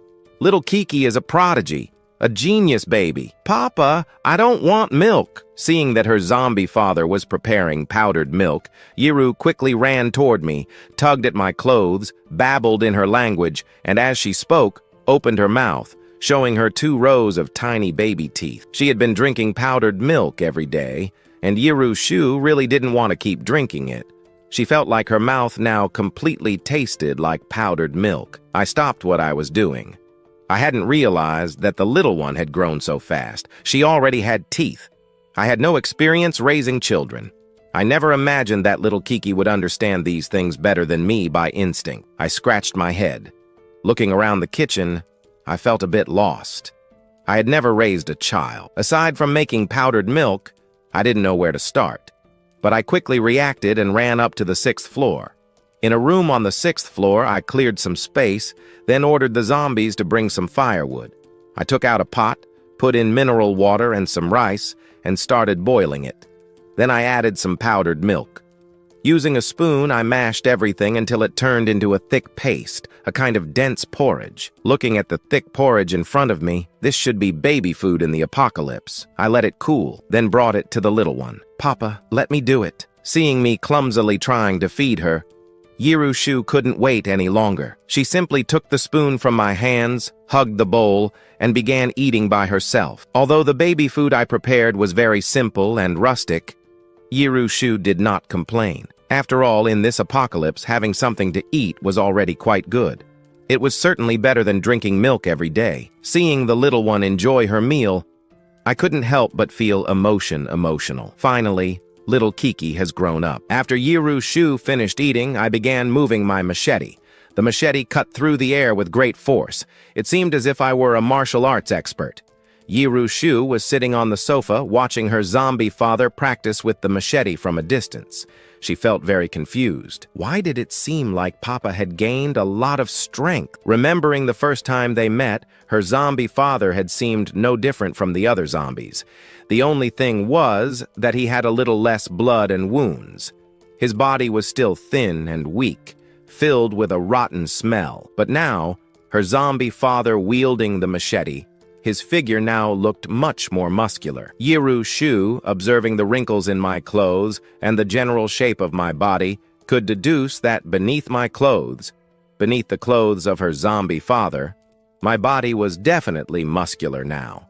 It even seemed like the color of my skin had changed. If one didn't look carefully, if one didn't observe closely, they might think I was a human. What is happening here? Could it be that zombies, just like humans, can improve their bodies through training? Thinking about it, Yirushu felt at ease with the idea. After all, in my past life, I also never encountered low-level undead who could retain human consciousness. Looking at his undead father, who kept swinging the machete, Yirushu couldn't help but recall some of the body-strengthening techniques he knew from his past life. If training could make someone stronger, would it be possible to teach these techniques to his father so he could practice them? His father was not an advanced undead, and with the apocalypse progressing, sooner or later, he would turn into a mere pawn.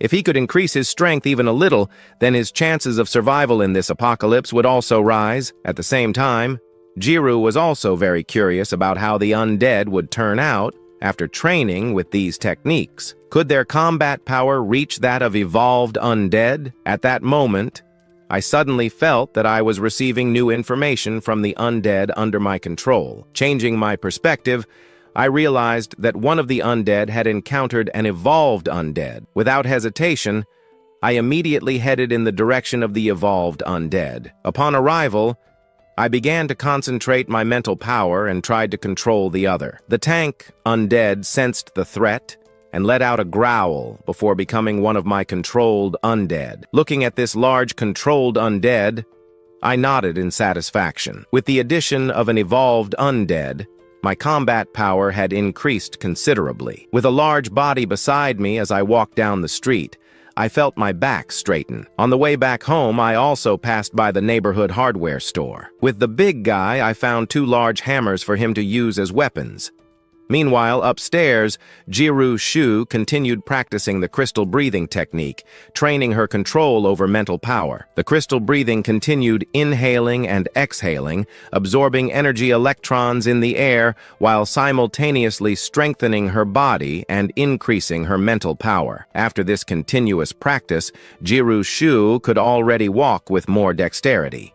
She no longer stumbled like before and could even jump a little. Additionally, while I was away, Yirushu collected some iron nails elsewhere.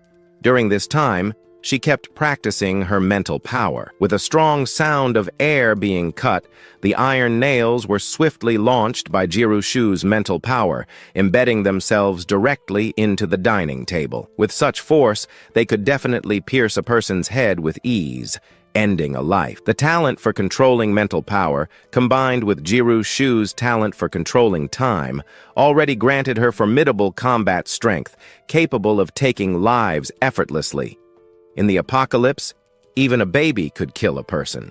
Just thinking about it was truly terrifying. Looking at the iron nails embedded in the table, Jirushu felt satisfied. As long as she didn't encounter strange beings with special abilities, she should at least be able to protect herself. Gazing at the destroyed world outside the window, Jiru's eyes grew more determined. She was sure that in no time, she would be able to protect her undead father while going out to search for supplies. Even though she was just a baby now, the future. Empress would not be a burden. Jiru truly did not want to experience the feeling of loss again. Just when I was returning home, I encountered a giant mutant dog. I immediately controlled my big fat to attack. With a single blow, I crushed its dog head. After obtaining the core of the giant dog, I quickly ran home with the corpse. However, at that moment, an undead the size of my big fat appeared in front of us. It was clearly eyeing my big fat's core. I controlled my big fat and other undead, and without hesitation, I used the war of attrition tactic. Friend, you don't know who you're messing with. In less than 2.5 minutes, the core of that undead was already in my hands. Today is a lucky day for me. I obtained 2 mutant cores in a single day. My strength also increased considerably. Upon reaching the first floor, I processed the 2 cores. My mind became much clearer. Big Fat also ate the flesh of the giant dog, and his wounds were already healed. Meanwhile, in the living room, Ui had no idea that my team of undead and I were causing havoc outside. She had already started practicing crystal breathing. A large amount of energy particles in the air began to flow rapidly into her body, constantly strengthening her. Her body's strength increased, and after 2.5 seconds, she managed to advance to the 2nd level. It is important to know that humans, undead, and ferocious beings are classified into 9 levels according to their strength. The 1st level is the weakest, and the 9th is the strongest. The 7th level is the king, the 8th is the emperor, and the 9th is the imperial level, the strongest of all. In her past life, Ushu went through many battles, fighting tirelessly in the apocalypse. Now we are still at the beginning of the apocalypse, and some human techniques have yet to be discovered. But Yukshu possesses many powerful techniques from her past life, which allow her to grow stronger quickly. She felt satisfied. Now, she could completely protect herself in the apocalypse, and even protect her undead father. At that moment, I entered through the door, and Irusu grabbed a nearby stuffed doll, pretending to be a normal child. She approached me, took a Barbie doll, and started playing with it. However, Irusu noticed the smell of blood on my body. She was certain it was fresh. Meanwhile, Iru also found some strands of hair. When I went to the kitchen to cook, Irusu carefully observed the hairs in front of her. Whose hair could this be? They are completely black and a bit stiff. Furthermore, they are long and thick. Could they belong to a mutant beast? My undead father is not an ordinary undead. As she began to doubt, Irusu's heart grew uneasy. She started feeling a little excited and carefully watched each of my movements. This further confirmed her suspicions. Undead that did not evolve even after the blood moon cannot evolve. However, their bodies do become stronger to some extent. But even so, they cannot be as agile as humans. Yet Ukshu could not notice any special abilities in her undead father. Aside from being stronger, more agile, and a little more handsome, there was no other difference. Suddenly, Ukshu had a bold idea. What if my undead father is not just an evolved undead? What if, in addition, he awakened an extremely rare ability? If this were true, then her undead father was hiding many things. She decided she could no longer ignore it. She was determined to uncover my special ability. She thought her undead father was not an ordinary being. He might even have the potential to become a king of the undead. Irusu couldn't help but smile. Seeing Iru smiling curiously while observing me, I felt in a good mood. However, I noticed that her clothes were already covered in dust. I immediately took out a new outfit and helped her change. Daddy, I will continue to grow stronger. Even in this apocalypse, I will make sure you live like a princess. A week later, Ushu was holding a learning machine while listening to a children's song. Suddenly, I felt a headache. This little one is growing up too fast. She's almost a prodigy. I never imagined that after the start of the apocalypse, a learning machine would actually be useful. Amita, you don't need to worry about my studies anymore. It seems that this slogan is not just a catchphrase, it really works. But what I didn't know was that before the apocalypse, Ukshu had already been accepted as a postgraduate student at a prestigious university. During this time, Irusu had already adapted to this childlike body. She could already speak normally, but she did not dare to reveal her identity. That's why, while holding the learning machine, Uchu appeared extremely focused. She studied each word, each phrase with great seriousness. Even though, with her experience from 2 lives, saying such simple words felt uncomfortable, she still made a great effort to pretend she was learning to speak. She looked at her undead father, who stood beside her, visibly moved. Ukshu sighed helplessly. My undead father, I'm doing all this for you. To make sure you learn primary education. Thanks to you, I even managed to get a learning machine. Why didn't you get me a stroller instead? Self-learning and the efficiency with which I learned surprised me. It made me very happy. However, during this time, although I have not encountered evolved undead, I did find some human survivors. Even though I did not act against them, upon hearing their laments, I felt like calm water in the midst of the apocalypse. They depend on fate. Wealth is in the hands of the heavens. With the eruption of the apocalyptic crisis, humanity's selfish nature will begin to reveal itself in this world. Betraying companions is something absolutely normal. I will not let the so-called virgin's heart guide me to help these people I do not even know. During this time, I also discovered that there are 2 large groups of survivors nearby. One is in the northwest zone of the Sunshine Complex, and the other is at the nearest police station to the complex. But I do not want to become an enemy of these 2 groups. As long as they do not bother me, I will not go through the trouble of dealing with them. I arrived in this world inexplicably, and was infected in the same inexplicable manner. I have accumulated enough anger already. Now that I finally have a peaceful and beautiful life, if anyone dares to break this peace, I will definitely make them pay for it. Jusu felt that the temperature around her was dropping rapidly. She could sense the murderous intent in me. Had something enraged Papa Zombie? Jusu was even more certain. Her Papa Zombie must be an evolved undead, and probably would not be easy to deal with. At that moment, I felt the undead begin to move, so I went downstairs under Jusu's confused gaze. At the same time, Lin and some police officers were gathering supplies. Although the police station had some stored resources, the quantity was limited. As time passed in the apocalypse, food was no longer sufficient. Suddenly, everyone heard a faint sound. What was that noise? Did you hear it? A police officer furrowed his brow and asked in a low voice. Lin took a look. It was probably the undead passing outside. Gather the supplies quickly and return to the police station. Don't let the undead block you. As expected, a thin undead appeared at the door, but those enormous canines betrayed its identity as an evolved undead. SA quickly ordered a retreat. The officers immediately opened fire, but this undead moved extremely fast. Several shots missed their target, and some officers lost their lives. SA fired 3 times at the mutated undead and shouted loudly to draw its attention. Go quickly! There are more survivors who need you. As she said this, Sun Lin even threw the supplies she had gathered to her companions.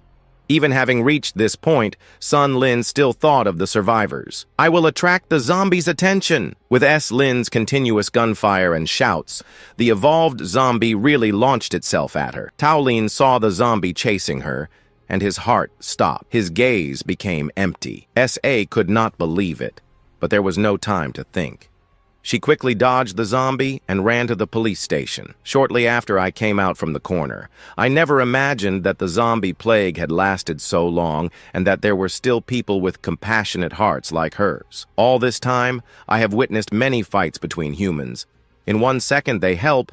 In the next, they stab each other in the back and hand their companions over to the zombies. This is the first time I have seen someone willing to sacrifice themselves for their companions, voluntarily staying behind. Even when she is about to die, she still thinks of the survivors she does not even know.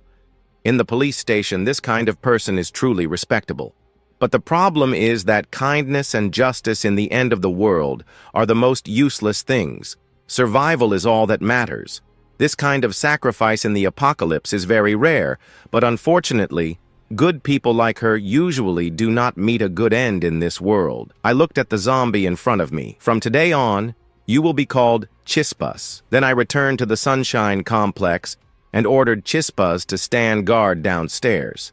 Now I control more than 20 low-level zombies and 2 evolved zombies. In this apocalypse, I feel like I could walk anywhere. However, just when I was about to review my troops, Jusu had already stealthily entered my small storage room. When she opened the door, she was surprised. She saw that the room on the 6th floor was filled with all kinds of supplies. These large and small supplies completely filled the storage space. Originally, the room had been prepared for something else. Now, not a single empty space remained. Her zombie father had accumulated so many supplies in this apocalypse that he could open a store immediately. Upon entering the room, Irusu inspected it and found 10 50-kilogram sacks of rice.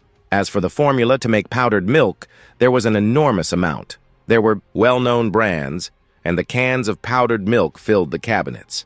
They were stacked outside, looking like mountains of products. Even on top of them, there were bags of powdered milk, along with a large quantity of accumulated mineral water, reaching 3 meters high, filling up to the ceiling.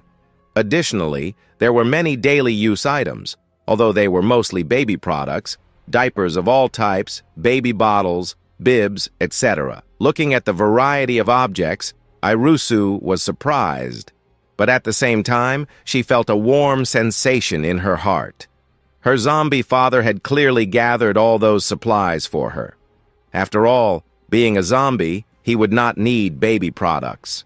In such a chaotic world, gathering so many supplies and bringing them home must have been a great effort for Papa Zombie. Normally, Papa does nothing but take care of himself or practice combat techniques, going out very rarely. Being a zombie, moving so many supplies would definitely take a long time, but I have never seen my Papa Zombie in person. Thinking about this, Ue could not help but lose herself in her thoughts. But then, her eyes suddenly lit up. It is very likely that Papa is not an ordinary low-level zombie. That would explain everything. So many supplies. Could it be related to his evolutionary ability? But what would his evolutionary ability be? After so much time, I still haven't noticed the slightest clue.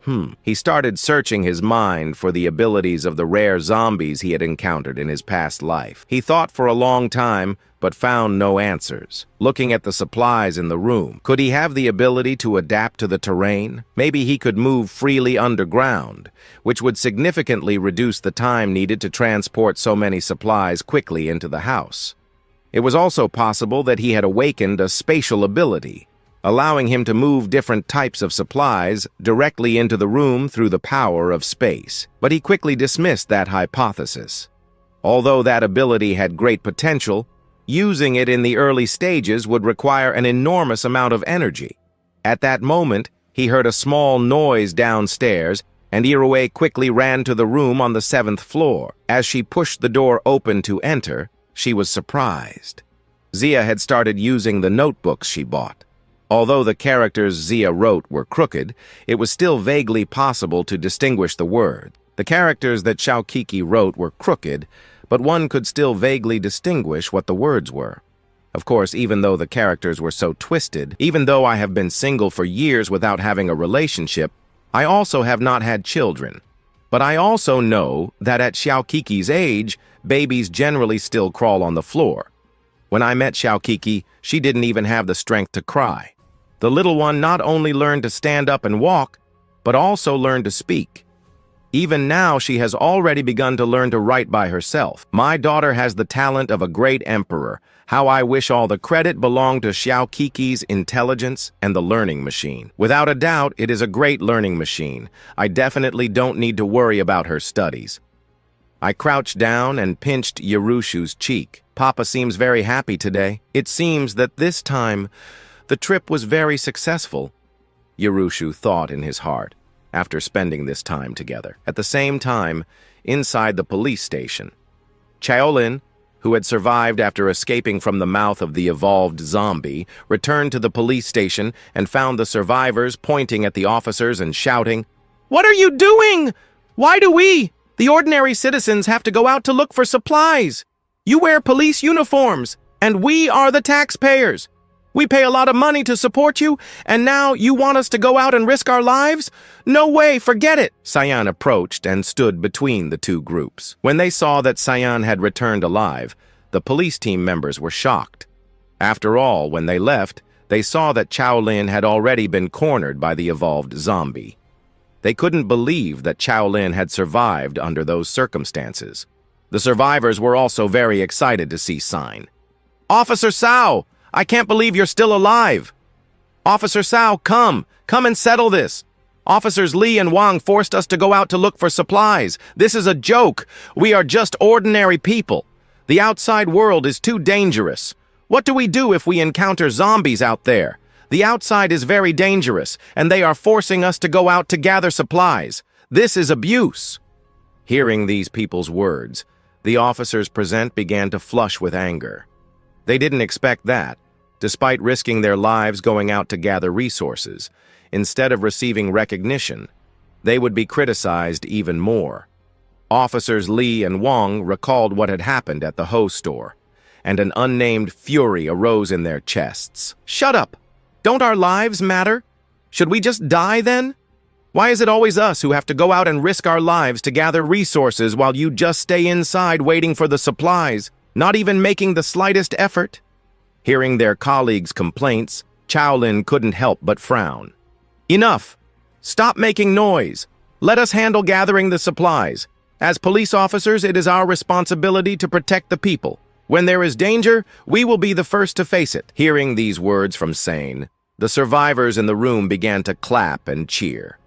Officers Wang looked extremely angry, but remembering that Shaolin was the one who had lured the zombie, they just looked at each other and, after a snort, said nothing more. The officers began distributing the supplies. The survivors, seeing the supplies they were given, started complaining. "There's less and less each time. Officer Cao, could you collect more food next time? What you brought isn't enough to eat." Yes, every night I go to bed starving. The food you bring is too little." Hearing these people's complaints, San couldn't help but frown. But seeing everyone's situation in this apocalypse, San couldn't help but feel moved. The food in the room was already running low. San had always believed that she should take care of others, so she always assigned herself the smallest portion of supplies. The others could still eat twice a day, while San only ate a small bag of... After becoming a zombie, I adopted a human baby. I never expected this baby to be the reincarnation of the human empress, but she thought I was just a weak zombie, Dad. So she decided to train me to become the strongest zombie. At that moment, Yerushu took advantage of my absence and began wandering around the room. She found a pile of documents and discovered that we were in the city of Hangai. According to her memories, Jamai was known for two powerful individuals.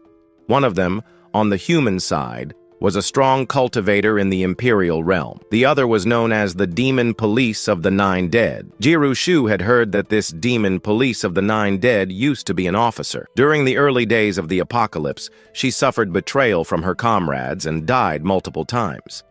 However, this woman was very special. She possessed a strange resurrection ability. Each time she died, her power increased several times upon revival. However, she could only resurrect 9 times. Her original passion for her country and people gradually froze in the apocalypse, where humanity became ruthless. She transformed into a cold, murderous goddess and eventually grew into one of the strongest fighters. The other evolved monster was a giant bear from a zoo. It was a mutant bear that controlled the power of lightning, known as Thunder Roar. Yiru Shu didn't know much about this bear, but she had encountered the demon police of the Nine Dead several times, even personally killing her once. Recalling the memories of her past life, Yiru Shuen couldn't help but smile slightly. She didn't know if, after her reincarnation, she would meet that woman with the strange resurrection ability again. If she could find her first, she might consider capturing her. With such a powerful ability, the demon police of the Nine Dead should have achieved much more. But perhaps due to her personality, she wasted too many resurrection opportunities in the apocalypse and ultimately failed to reach the imperial level. To better protect her zombie dad, she needed to gather more people. So Yiru Shue trained for another 2.5 hours but did not see her zombie dad return. She quietly left and went downstairs. When she reached the 5th floor, she discovered that the door had been forced open. She opened the door and was stunned. Just like on the 6th floor, there was a large amount of stored supplies. More food, water, and baby products. Yiru Shui felt deeply moved. It turned out that her zombie dad had done so much for her in secret. She checked the lower floors, and as expected, they were all filled with supplies. Everything her zombie dad had built was for her. But when she reached the 2nd floor, she sensed an intense aura of aggression. Looking through the window, she saw a zombie wielding a pair of hammers standing in front of the building's entrance. This confused her even more. A zombie that strong was guarding the ground floor? How did Dad get out? Oh, that's right, I almost forgot. Dad is also an evolved zombie, now that I think about it. The ability Dad must have awakened is the power to move underground. It seems I must find a way to hunt more evolved zombies so that Dad can devour their crystal cores and evolve. I'll eliminate the great zombie on the ground floor soon. With something that strong guarding outside, it'll be inconvenient for Dad to move around. Then she thought about the fierce beast king. If I kill it, its crystal core will surely help Dad. Meanwhile, as I practiced with lightning, I had no idea that the great general of my army was already on my dear daughter's hunting list. After some time in battle, my combat skills improved considerably. I then returned to the lower floor with lightning. I had him keep watch alongside Big Fatty, while I went upstairs to take a bath. Even though I'm a zombie, I still live with the little one, on one. Hand, it's to prevent bacteria. Little Xiaokiki is still very young, and her immune system is not like an adult's. So hygiene and safety are important. On the other hand, I don't want the bad smell of my body to affect little Xiaokiki. When I came back upstairs, I noticed that Xiaokiki had fallen asleep on the sofa. I also made a decision. Since Xiaokiki could now walk, it was time to take her for a stroll. Besides, the surrounding zombies had already been eliminated, and with the protection of 2 evolved zombies, I had no reason to worry about dangers. In the following days, everything proceeded peacefully. Xiaokiki practiced walking, raised every day at home or playing with her learning machine, learning to speak and write. Just as I reached downstairs, I heard a loud rumble in the sky. I saw a green military helicopter flying through the air. Then I saw a bunch of papers falling from the sky. Picking them up, I saw that not only the city of Hangai, but the entire world had already fallen. The Yangi army had already established a survivor base in a town outside the city. The leaflet called for survivors from everywhere to voluntarily go to the survivor base. I threw it away immediately. After all, I am now a zombie. The human survivor base has nothing to do with me. If they really find me, they will probably first invite me to a barrage of bullets. Yiru Shue, in the room on the 7th floor, also heard the noise of the plane and quickly used her telekinesis to obtain a leaflet. Upon reading the information on it, Jiru smiled coldly. She remembered that in her past life, because she still had hope in humanity at the beginning of the apocalypse, she joined a human survivor base. But after entering, she discovered that the evolved ones were the superiors. The stronger one was, the more benefits one obtained, while common survivors were considered the lowest workforce. The most critical thing was that even in the apocalypse, humanity could not unite to resist the zombies. They still deceived and betrayed each other. In her opinion, those humans were not even better than her zombie father. At least her zombie father would not betray her. Meanwhile, the survivors at the police station thought the plane had come to rescue them, but after dropping the leaflets, it simply flew away. What is happening? Why did the plane leave? After so long, we finally saw a plane, and it didn't even stop. It just flew away. Solin also showed a look of resignation. However, everyone picked up the leaflets and began to check them. Great! It's the survivor base. We're saved. I knew humanity couldn't completely disappear. Obviously, they still have the strength to establish a survivor base. However, these common people were unarmed and completely weak. Then, the survivors turned their attention to Sign and the other police officers. Officer Sao, you are police officers. Protecting our safety is your responsibility. You have to escort us to the survivor base. Exactly. We don't have weapons. You have to protect us. Upon hearing the survivors' words, the other officers present were not pleased. Are you crazy? If you want to commit suicide, don't drag us with you. Have you even seen where the survivor base is? It's so far from our police station. By the time we get there, we'll probably have already been devoured by zombies. Seeing the intense argument, Solin couldn't help but feel overwhelmed and quickly intervened. I understand everyone's desire to leave the city and reach the survivor base. As police officers, we will undoubtedly protect you. I promise to guide you to the base. With these words from Solin, those who were furious before began to cheer. Everyone gathered around Solin. However, the other police officers had very serious expressions. Solin, this is not the time to be impulsive. You know how dangerous it is out there. What are you going to do to escort them to the survivor base? Seeing her colleague's opposition, Solin quickly began to explain. I know going to the survivor base is dangerous, but think about this. Now there are already evolved zombies. Those guys are very strong. There are already too many zombies in the city. Staying here is not a long-term option. Surely it will be even more dangerous. Besides, our supplies, they are already insufficient. We need replenishment. The survivor base is outside the city, far from the large waves of zombies. The probability of surviving there is much higher than staying in the city. Upon hearing this, the officers began to reconsider. After a while, they reached a temporary agreement and then started making plans. The survivor base is a great distance away. We can't walk there. That's impossible. First, we need to find vehicles. Ideally, we should get large trucks. Those trucks have high chassis, and the vehicle is heavy enough that even if we encounter zombies on the way, we can crush them. After hearing Cyane's plan, a middle-aged man among the survivors raised his hand. Officer Sao, if you need trucks, I can help. Before the apocalypse, I used to drive large, long-distance trucks. But when the apocalypse came suddenly, my truck was not nearby. It's parked at my... Cyane quickly asked, where is your house? Let's go get the truck quickly. It's not far from the police station. My house is in the Sunshine community. Meanwhile, Yiru Shu, upon waking up, realized that her zombie dad was not in the room. Feeling bored, she grabbed some binoculars and walked to the balcony. But the big zombie that had been at the door before was now standing at the entrance of the community. She looked around but did not see her zombie dad, which left her somewhat disappointed. However, Yiru Shuen did not know that in a corner where she could not see, I was engaged in a high-level battle with lightning. Today's training was almost over.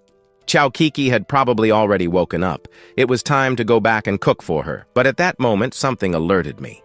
I quickly shifted my focus to the big fat one. At the entrance of the Sunshine community, a few suspicious figures appeared. Those 4 figures were Cyane, 2 police officers, and the middle-aged man who could drive large trucks. The group avoided the zombies and stealthily approached the area near Sunshine. They wanted to use the truck to escape from there. However, upon seeing the big fat one standing at the entrance of the community, everyone from Solin was shocked. Some suggested going back and looking for another solution, but Solin insisted on continuing. We saw Solin approach the big fat one stealthily. She picked up a stone from the edge of the road and threw it directly at the big fat one, trying to lure the zombie away. I recognized the female police officer from before, but I didn't understand why Sain wasn't looking for supplies near the police station. Why had she come all the way to the Sunshine community? Solin was also quite confused. Normally, evolved zombies should have gone directly toward her. But now, the big fat one was standing still, not moving. She threw several more stones, but the zombie did not react. Sain decided to draw her gun. Seeing this, I immediately became furious.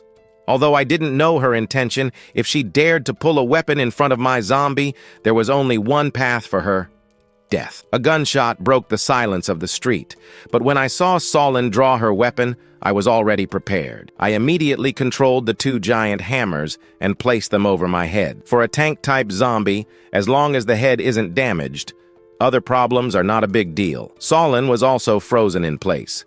She did not expect this tank-type zombie to use a hammer to block her bullets. During this time, Saul had fought many zombies while searching for supplies, but it was the first time she had seen such a strange zombie. Hearing the gunshot, Jiru Shu, who was training, was startled. She quickly stopped her training, her short legs moving fast as she ran to the balcony. She took out her binoculars and looked toward the entrance of the community. She saw Solin aiming her gun at the big fat one. What is happening? Why is there a cop? Here, this police officer is so brave that he dares to shoot an evolved zombie alone, and on top of that, a tank-type zombie of enormous size. Yiru Shu, observing the scene through binoculars, was very surprised. However, that police officer seems familiar to me. Jiru Shui adjusted the distance of the binoculars, and upon zooming in, recognized Solin's face. He felt that he had seen him somewhere before, but couldn't remember. After the shot, I was really furious. Last time, I happened to save his life. I didn't expect this police officer with a defective brain to dare to challenge me this way. I don't care who you are.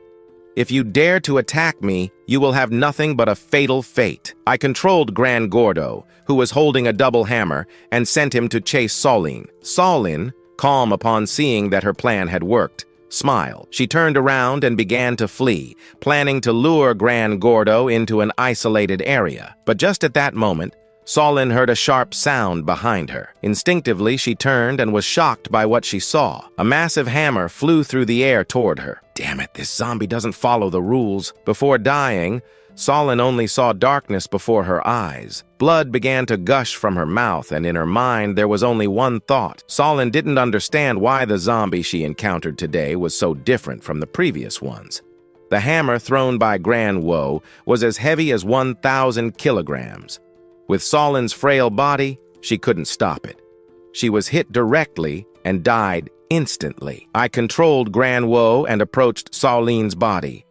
I picked up the giant hammer and took the gun from her body. Looking at the blood-covered hammer in my hands and the body at my feet, I felt satisfied. Good aim, although I still need to keep practicing. Anyone who dares to shoot at me, I will kill them without mercy, no matter who they are. Even if the Virgin Mary herself came, I think I'd smash her head with a hammer too. The two police officers hiding and the truck driver, upon seeing Solin struck and killed by the hammer, panicked and fled. The three didn't even care about picking up Solin. They turned around and ran. The three of them wished they had more legs, fearing they would be caught by the evolved zombie behind them. Yiru Shu, on the 7th floor, observed everything below through the binoculars. Wow! This big zombie is truly too brutal. He killed that police officer with a single hammer strike. Although the police officer had some mental problems, this zombie was too ruthless. However, in the memories of my past life, zombies usually only evolve at the final stage to regain their intelligence. Only the most powerful evolved zombies learn to use weapons to fight. But low-level zombies like Gran Gordo in front of me shouldn't be able to do that. Their basic way of attacking is hitting with their fists, arms, etc. If even a first-level zombie could, if the tank-type zombie in front of me learned to use weapons to attack so soon, it would be a catastrophe for human survivors. This big zombie is not only brutal in combat, but my dad has to pass near him every day. He has probably scared him a lot. This zombie can't stay here much longer. He is too fierce in killing people. We must eliminate him as soon as possible. Yiru Shu made up her mind. She was convinced that if she could secretly kill this powerful zombie, her father would be very happy. Besides, she could have her father absorb the crystal of this evolved zombie. Yes, her father's strength would increase significantly. However, Jiru Shuen didn't want to expose her strength too soon. After all, she was still a baby of less than a year old.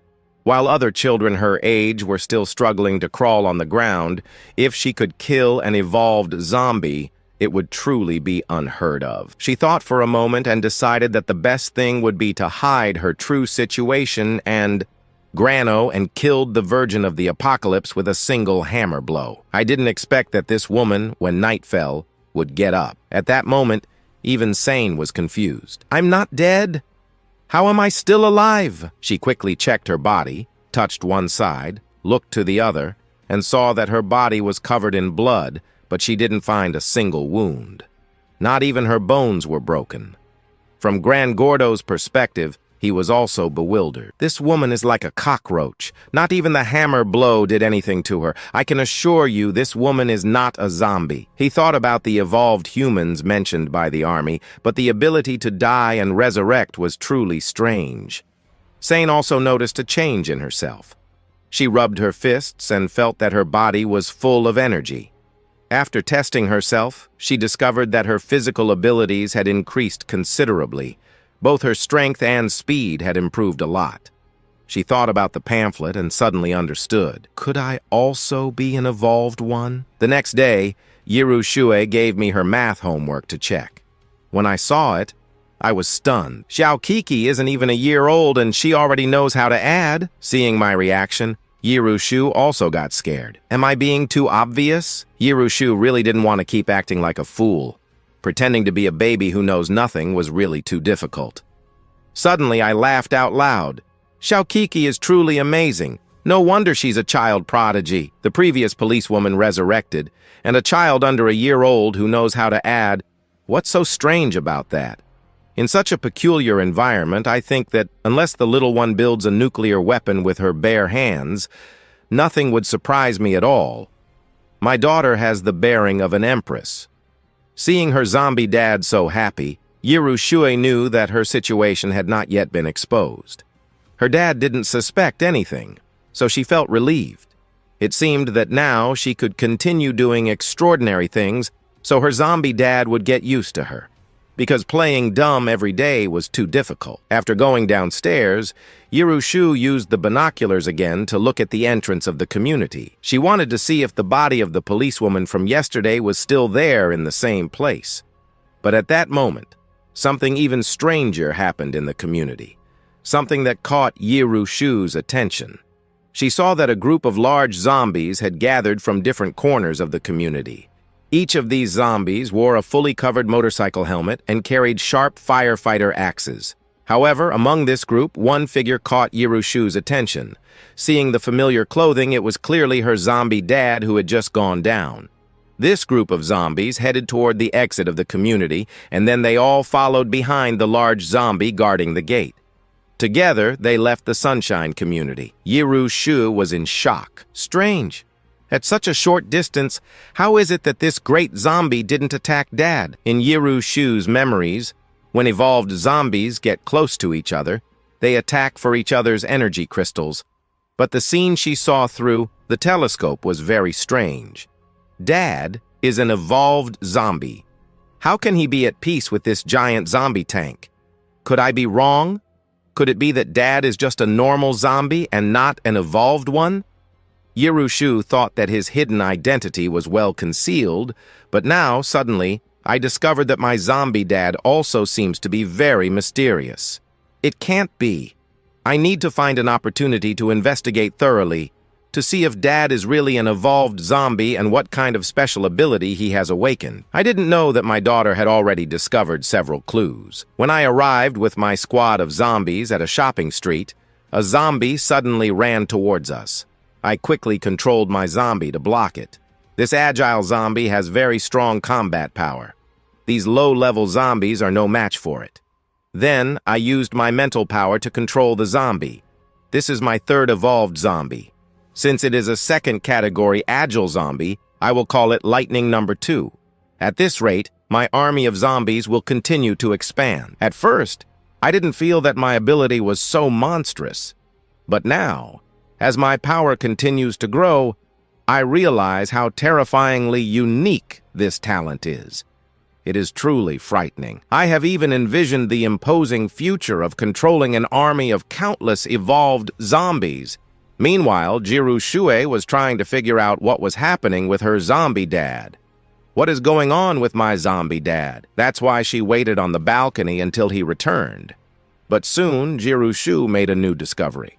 She saw that the group of zombies that had left came back, and in addition to the original zombies, another agile zombie had surprisingly appeared next to Dad. What is happening here? How did another evolved zombie appear? This scene caused a great impact on Jiru. She furrowed her brow, and upon recalling memories from her past life, Jiru Shu finally thought of a possible explanation. Being able to gather several brainless evolved zombies, control their desire to devour each other without them killing one another, and live in peace means that within the Sunshine community,